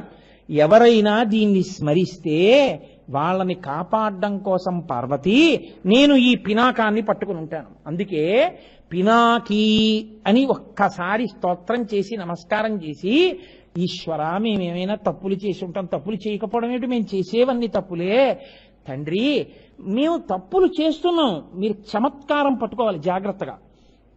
ఏది కారణం తప్పు చేయడానికి? చెయ్యా కాలా? ఈ రెండూ కాదు, మనస్సు కారణం. ఈ మనస్సును నేను నిగ్రహించగలిగితే ఈ పాటికి విజయం సాధించి ఉండేవాడిని. నేను దాన్ని నిగ్రహించలేకపోతున్నాను, అది నన్ను నిగ్రహిస్తోంది. పటకారని చెయ్యి పట్టుకుంటే పాలని జాగ్రత్తగా దింపేస్తాం, చేతిని పటకార పట్టుకుంటే వేడిపాలు మీ మీద పడిపోతాయి కదండి. వచ్చిన సమస్య ఏంటంటే మనసు మీ చెప్పు చేతల్లో ఉండాలి, మనం మనసు చెప్పు చేతల్లోకి వెళ్ళాం. ఇదే వచ్చింది ఈశ్వర. అందుకే మీరేం చేస్తారో తెలుసా, నా మనసుని మీ చెప్పు చేతల్లోకి తీసుకుని మీరు చెప్పినట్టు ప్రవర్తించేటటువంటి స్థితిని నాకు మీరు కల్పించండి. ఇది శరణాగతి అంటే. మీ బలహీనతని ఈశ్వరుడికి చెప్పడం శరణాగతి. అంతేకాని ఉట్టినే నోటితో వెళ్ళి లక్ష్మీ మహీత రూప నిజానుభావ నీలాది దివ్య మహిషైకర పల్లవానాం ఆరుణ్య సంక్రమణత కిల సాంద్ర రాగౌ శ్రీ వెంకటేశ చరణౌ శరణం ప్రపద్యే. అది శరణాగతి కాదు. తత్వం తెలుసుకుని మీ బలహీనతని ఈశ్వరుడికి చెప్పడం శరణాగతి. ఇది రుక్మిణీదేవి చేసింది, ఇది గజేంద్రుడు చేశాడు. అటువంటి శరణాగతి చేశారనుకోండి, మీతో ఈశ్వరుడు మళ్లీ మళ్లీ మంచి పనులు చేయిస్తాడు. అందుకే పెద్దవాళ్ళు మంచి పని చేస్తే వెంటనే వెళ్ళమనరు. మీరు గుళ్ళోకి వెళ్ళారనుకోండి, కూర్చుని వెళ్ళండి అంటారు. ఎందుకో తెలుసా అండి, ఓసారి కూర్చుంటే అద్దంలో చూడండి ఈశ్వరుణ్ణి అంటారు. మీరు ఇక్కడ ఆయన్ని చూస్తే మీకు అనుబంధం ఏర్పడితే మళ్ళీ మీరు అక్కడికి వస్తూ ఉంటారు. ఇదే మనం వెంకటాచలం కొండ మీదకి వెడితే అడుగుతాం. అహం దూరతస్తే పదాంభోజ యుగ్మ ప్రణామిచ్చ యాగచ్చ సేవాంకరోమి సకృచ్చేవ యానిచ్చ సేవా ఫలం త్వం ప్రయచ్ఛ ప్రయచ్ఛ ప్రభో వెంకటేశ. ఈశ్వర, జన్మానికో శివరాత్రిని 5 ఏళ్ల తర్వాత ఒక్కసారి ఎక్కడి నుంచో కాకినాడ నుంచి బయలుదేరి తిరుపతి వచ్చాను. 4 సంవత్సరముల 364 రోజులు లౌకికంలోనే గడిచిపోయి ఒక్కరోజు ఇన్నాళ్ళకి తిరుపతి వచ్చా. తిరుపతి వచ్చినప్పుడు ఎంత బుద్ధిగా నీ సేవ కోసం వెంపర్లాడి ఆ క్యూలో నిలబడి నీ ప్రసాదాన్ని కళ్ళకద్దుకు తిని ఈ పూట కాఫీ పోతే పోయింది లేని వైకుంఠంలోకి వెళ్ళి నేను నీ కోసం శ్రమ పడ్డానో, అలా నేను కాకినాడ వెళ్ళిపోయాక కూడా నా బుద్ధి నీ సేవయందు నిలబడుగాక. నీవు నాకు ఏ శరీరం ఇచ్చావో, ఏ ఇంద్రియములు ఇచ్చావో వాటిని వాడేటప్పుడు ఆ శక్తి వాడిచ్చాడు కాబట్టి వాడు చూస్తున్నాడని గుర్తుండి వాడేటప్పుడు నాకు జాగరూకత కలుగుగాక. ఇది శంకరాచార్యులు వారి సౌందర్యలహరిలో చెప్తారు. జపోజల్ప శిల్పం సకలమపి ముద్రా విరచన గతి ప్రాదక్షిణ్యాక్రమణమచనాద్యహుతి విధి ప్రణామ సంవేశ సుఖమఖిలమాత్మార్పణ దృశ సపర్యాపర్యాయస్తవ భవతు ఎన్మే విలసితం. ఈశ్వర, నేను ఇలా చెయ్యి కదపాలి అంటే నీ అనుగ్రహం ఉంది కాబట్టి కదులుతోంది. ఈ చెయ్యి కదలకపోతే వేలకి వేలు పెట్టి వైద్యం చేయించుకుంటున్న వాళ్ళు ఉన్నారు. మీ అనుగ్రహం ఈ చెయ్యి కదులుతోంది. ఈశ్వర, ఈ చేతులు కదిలితే మీ యందు భావోద్వేగంతో కదిలేట్టు చెయ్యండి. ఇలా అనడానికి ఈ చెయ్యి కదలకుండా మీరే అనుగ్రహించండి. జపోజల్ప శిల్పం. మాట మాట్లాడాను అంటే మూలాధార చక్రం దగ్గర నుంచి బయలుదేరినటువంటి వాయువు నోటిలోకి వచ్చి భావ పరంపరల చేత వాక్కుగా మారడానికి నా నోటిలోకి వచ్చినటువంటి వాయువుని నాలుక నర్తించి గాలిని నొక్కితే గాలి సొట్టలు పడి సొట్టలు వర్ణములై వర్ణములు పదములై పదములు వాక్యములై నాలో ఉన్న భావాన్ని బయటికి నోటి వెంట విడిచిపెడితే ఆ వాక్యములు మీకు వినపడితే ఆకాశగుణకమైనటువంటి శబ్దము మీ చెవులలోంచి లోపలికి వెడితే నాలో ఉన్న భావము మీలోకి వెడుతోంది. ఈ వాయు కదలిక అంతా, వాక్యముల నిర్మాణం అంతా ఈశ్వరామి అనుగ్రహం. లేకపోతే నాకు నువ్వు ఈ స్వరపేటికి ఇక్కడ పెట్టి ఉండి ఉండకపోతే నేను మాట్లాడలేనుగా, ఆ స్వరపేటిక పోతే నేను పలకలేనుగా. కాబట్టి ఈశ్వర నువ్వు ఇచ్చావు దీన్ని, కాబట్టి నేను మాట్లాడే ముందు ఈశ్వరుడు ఇచ్చిన దాన్ని సక్రమంగానే ఉపయోగిస్తున్నానా, ఆయన చూస్తాడు ఏం మాటలు మాట్లాడానో అని పరాకు నాకు కలిగేటట్టు చెయ్యి. నేను తిరిగితే ఈ కదలిక శక్తి ఈశ్వరుడిచ్చాడు. నేను దేనికి తిరుగుతున్నానో, ఏ అవసరానికి తిరుగుతున్నానో, ఏ అనవసరానికి తిరుగుతున్నానో ఈశ్వరుడు చూస్తాడు. కాబట్టి తిరిగితే కుడి చుట్టూ తిరుగుతాను, లేకపోతే ఈశ్వరుడి చుట్టూ తిరుగుతాను. అనవసరంగా తిరగకుండా నన్ను నిగ్రహించు. ఆఖరికి నేను నిద్రపోతే ఈశ్వరా నీ నామం చెప్పి ఒక్కసారి అలా నిన్ను భావన చేస్తాను మనసులో. ఒక్కసారి నిన్ను భావన చేస్తూ నిద్రపోతాను. ఆ నిద్రపోయే ముందు ఒక్కసారి శ్రీశైల క్షేత్రంలో లలితాంబికాదేవిని పరమేశ్వరుణ్ణి ఊయలలో పడుకోబెట్టి లాలి లలితాంబ లాలి మా ఇంట వెలయుమా పద్మపాణి హరిసాటి నీలవేణి భక్తులను కన్న తల్లి అని, చాగంటి వారింట బాలకోమార్తెవై అని, అంటే మా ఇంటి పేరుతో మిమ్మల్ని అందరినీ పాడమని కాదు నా ఉద్దేశ్యం. మీ ఇంటి పేరు మీరు చెప్పుకోండి చక్క. కస్తూరి వారింట బాలకోమార్తెవై బంగారు రంగులా తిరుగుచుండు అని ఓ కీర్తన పాడుకుని పడుకోండి. దానికి సంగీతం అక్కర్లేదు. లేదు మీకు సంగీతం వచ్చు, మీ భార్యకు వచ్చు, చక్కగా ఉన్న కీర్తన చేయమనండి. ఆవిడ పక్కన పడుకుని పెద్ద కంఠంతో పాడక్కర్లేదు, చిన్న కంఠంతో చక్కగా ఏదో ఈశ్వర ఉభయనాంచారులతో కలిసి అలల చెంచెల్లమైన ఆత్మలందుండని కలవాటు చేసే నీ ఉయ్యాల అనుకుంటూ పడుకోండి. నిద్రా సమాధి స్థితి సంచార పదయో ప్రదక్షిణ విధి స్తోత్రాన్ని సర్వాగిర యద్యత్కర్మ కరోమి తత్తదఖిలం శంభో తవారాధనం అంటారు శంకర భగవత్పాదులు. మీరు వాడుకునేటప్పుడు ఈశ్వరుడిది వాడుకుంటున్నాను, నాది కాదు. ఈ ఎరుకతో మీరు వాడారనుకోండి దీన్ని, ఈశ్వరుడు సంతోషిస్తాడు. మీకు ఇచ్చిన సాధనాన్ని మీరు చక్కగా వాడుకుంటున్నారు, ఇది నాది అని వాడడం మొదలు పెట్టారనుకోండి, ఓహో అంతటి వాడివన్నమాట. ఈ పాటి అహంకరించడానికి ఇది అక్కర్లేదు, పెద్ద పులిగా పుడితే చాలు, కాబట్టి అది ఇస్తాడు అని. తల్లకిందులుగా పడుకునేటటువంటి జన్మలు, చీకట్లో తిరిగే జన్మలైన గుడ్లగూబలు అవి అయి పుడతారు. మీరు చూడండి, అందుకే గబ్బిలాలవి దేవాలయాలు ఉండే చెట్ల దగ్గరే ఉంటాయి. మీరు కర్ణాటక బెంగళూరు వెడితే అక్కడ మహానంది అని చాలా పెద్ద నంది, బుల్ టెంపుల్ అంటుంటారు వాళ్ళు. పెద్ద నందీశ్వరుడు ఆయనకి దేవాలయం. మీరు ఆ దేవాలయం దర్శనం చేసుకుని బయటకు వచ్చి పక్కకెడితే పెద్ద పెద్ద చెట్లతో వనం, ఓహో చప్పుళ్ళు వినపడుతుంటాయి. ఏమిటని మీరు తలెత్తి పైకి చూశారనుకోండి, ఏకంగా 10 మీటర్లు 20 మీటర్లు అంతంత పెద్ద పెద్ద గబ్బిలాలు చెట్లకు పట్టుకుని వేలాడుతుంటాయి, రాత్రుళ్ళు ఎగురుతాయి. ఎంత దుర్వాసనం! అలా అవ్వకుండా ఉండాలి అంటే ఈశ్వరుని యందు ఎరుకతో ఉండు. ఇది చెప్పడం పినాకి, అంతేగాని ఆయన ధనస్సు తట్టుకున్నాడండి నీ సర్టిఫికెట్ ఎందుకు? అది ఏమన్నా ప్రాపర్టీ సర్టిఫికెటా, బర్త్ సర్టిఫికెటా? ఈశ్వరుడి చేతిలో ఉన్న ధనస్సుకు పినాకం అని పేరు. వాట్ ఇఫ్ నీకేమిటి? ఆయన పినాకం పట్టుకున్నాడో పెన్నట్టుకున్నాడో నీకెందుకు? కాదు, ఆయన అఘోర ఘోర రూప దర్శనం చెయ్యాలి. రుద్రాధ్యాయం ఎందుకు వచ్చిందో, యజుర్వేదం ఎందుకు వచ్చిందో మీరు తెలుసుకుంటే, అందుకనే నమ్మక చమకములుగా పెడుతుంది. మీరు చూడండి, తప్పు చేశారనుకోండి, ముందు వెనక కూడా నాన్నగారండి ఇవాళ నా వల్ల తెలియకుండా ఓ తప్పు జరిగిపోయింది నాన్నగారండి అంటాడు. నాన్నగారండి తప్పు జరిగిపోయింది నాన్నగారండి అని ఉభయతర నమస్కారాలు చేశాడంటే, అటు ఇటు నాన్నగారు వేశాడంటే ఏదో మీరు వినవలసినటువంటి పరాకుతో కూడిన మాట ఏదో ఉందన్నమాట దోషం. లేకపోతే అన్ని మాటలు నాన్నగారండి నాన్నగారండి నేను ఒకటి చెప్తాను వినండి అంటాడు, అంతే. అన్ని మాటలు నాన్నగారండి అన్నాడంటే ఏదో ఉంది. అందుకే నమస్తే అస్తు భగవన్ విశ్వేశ్వరాజ మహాదేవాజ త్రయంబకాజ త్రిపురాంతకాజ త్రికాగ్నికాలాజ కాలాగ్నిరుద్రాజ నీలకంఠాయ మృత్యుంజయాజ సర్వేశ్వరాయ సదాశివాజ శ్రీమన్ మహాదేవాయ నమః అంటూ ఉభయతర నమస్కారాలతో వెళుతుంటాయి. అటు నమస్కారం ఇటు నమస్కారం, ఎందుకని చేసిన తప్పులకి ప్రాయశ్చిత్తం. ఇప్పుడు ఆయన ఏం చేస్తాడు? సరే పోన్లే వదిలేశాను, నమ శివాభ్యాం అశుభాపహాభ్యాం క్షమించాను. కానీ బుద్ధిగా ఉంటావా? ఉంటానని ఒప్పుకుంటే మీరుండాలి, ఉండేట్టు చెయ్యంటే ఆయనకే చెప్పేయాలి, గొడవ వదిలిపోతాం. అది శరణాగతి. అయ్యా నేను మాట వింటానని నమ్మకం ఏం లేదు, లోపల ఈ మనసు మాట వినదు. కాబట్టి నేను ముందే చెప్తున్నాను, మీరే నిగ్రహించండి. నా బలహీనత చెప్పేస్తున్నాను. ఈశ్వర, నేను మీ సొత్తు, మీరే దీన్ని రక్షించుకోండి. నా మోటార్ సైకిల్ దుమ్ము పట్టి, ధూళి పట్టి, బూజులు పట్టి, పురుగులు పట్టి, సాలెపురుగులు పట్టి, బల్లులు పట్టి, బొద్దింకలు పట్టి ఉందనుకోండి, ఓసి దిక్కుమాలిన మోటార్ సైకిలా, కోటేశ్వరరావు గారు ఎక్కి తిరుగుతాడు ఇలాగానే ఉండడం అంటారా? కోటేశ్వరారా మోటార్ సైకిల్ ఏంటంటే ఒకసారి వాటర్ సర్వీసింగ్ చేయించరా అని నన్ను అడుగుతారా? ఈశ్వర, నేను పాడయ్యాననుకో నిన్నే అంటారు.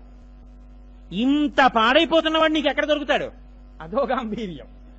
శంకర భగవత్పాదులు శివానందలహరిలో చమత్కారం చేశారు. అసారే సంసారే నిజ భజన దూరే జడధియా భ్రమం తం మామంధం పరమ కృపయా పాతు ముచితం. ఈశ్వరా, నేను అంధుణ్ణైపోయాను, డబ్బు మీద వ్యామోహం ఎంత ఉన్నా చాలదు. పిచ్చెక్కిన వాడు తిరిగినట్టు తిరుగుతున్నాను, కళ్ళు పోయినవాడు తిరిగినట్టు తిరుగుతున్నాను. ఈశ్వరా, నువ్వు ఎంత ఇచ్చావో అక్కర్లేదు, ఇంకా ఎంత సంపాదిద్దామన్న వెంపర్లాంటి ఈ వెంపర్లాటకు అంతు లేక తిరుగుతున్నా. ఈ తిరుగుళ్ళో ఏమవుతోందంటే భ్రమం తమ్మామంధం పరమ కృపయా పాతు ముచితం. కళ్ళు లేనివాడు కారుస్తోందని చూడకుండా పెడుతుంటేనే కళ్ళున్నవాడు పరిగెత్తుకొచ్చి చెయ్యట్టుకుంటాడు.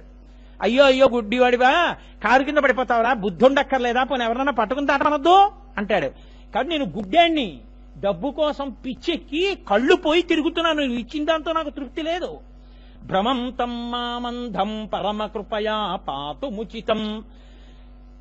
పదన్య కోదీన, నాకన్నా దీనుడు నీకు లోకంలో ఎక్కడుంటాడు?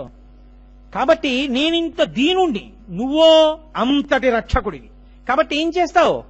నీకోడు బాగా దొరికాడు ఈశ్వర రక్షించడానికి, నువ్వు నన్ను రక్షించు.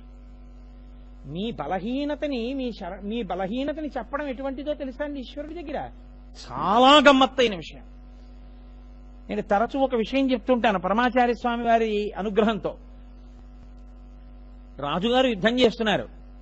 పక్కన తన సైన్యంలోనే భటుడోడు కనబడ్డాడు. ఒరే, రాత్రి నన్ను కలుసుకో 10 గంటలకి శిబిరంలో అన్నారు. ఆయన అన్నాడు, యుద్ధ భూమిలో రాత్రి వేళ సూర్యాస్తమయం తర్వాత మీరు శిబిరం వేసుకుని సమాలోచన చేస్తుంటే మంత్రులు సేనాపతులు లోపలికి వస్తారు, సామాన్య సిపాయిని నన్నెవడు పంపిస్తారన్నాడు.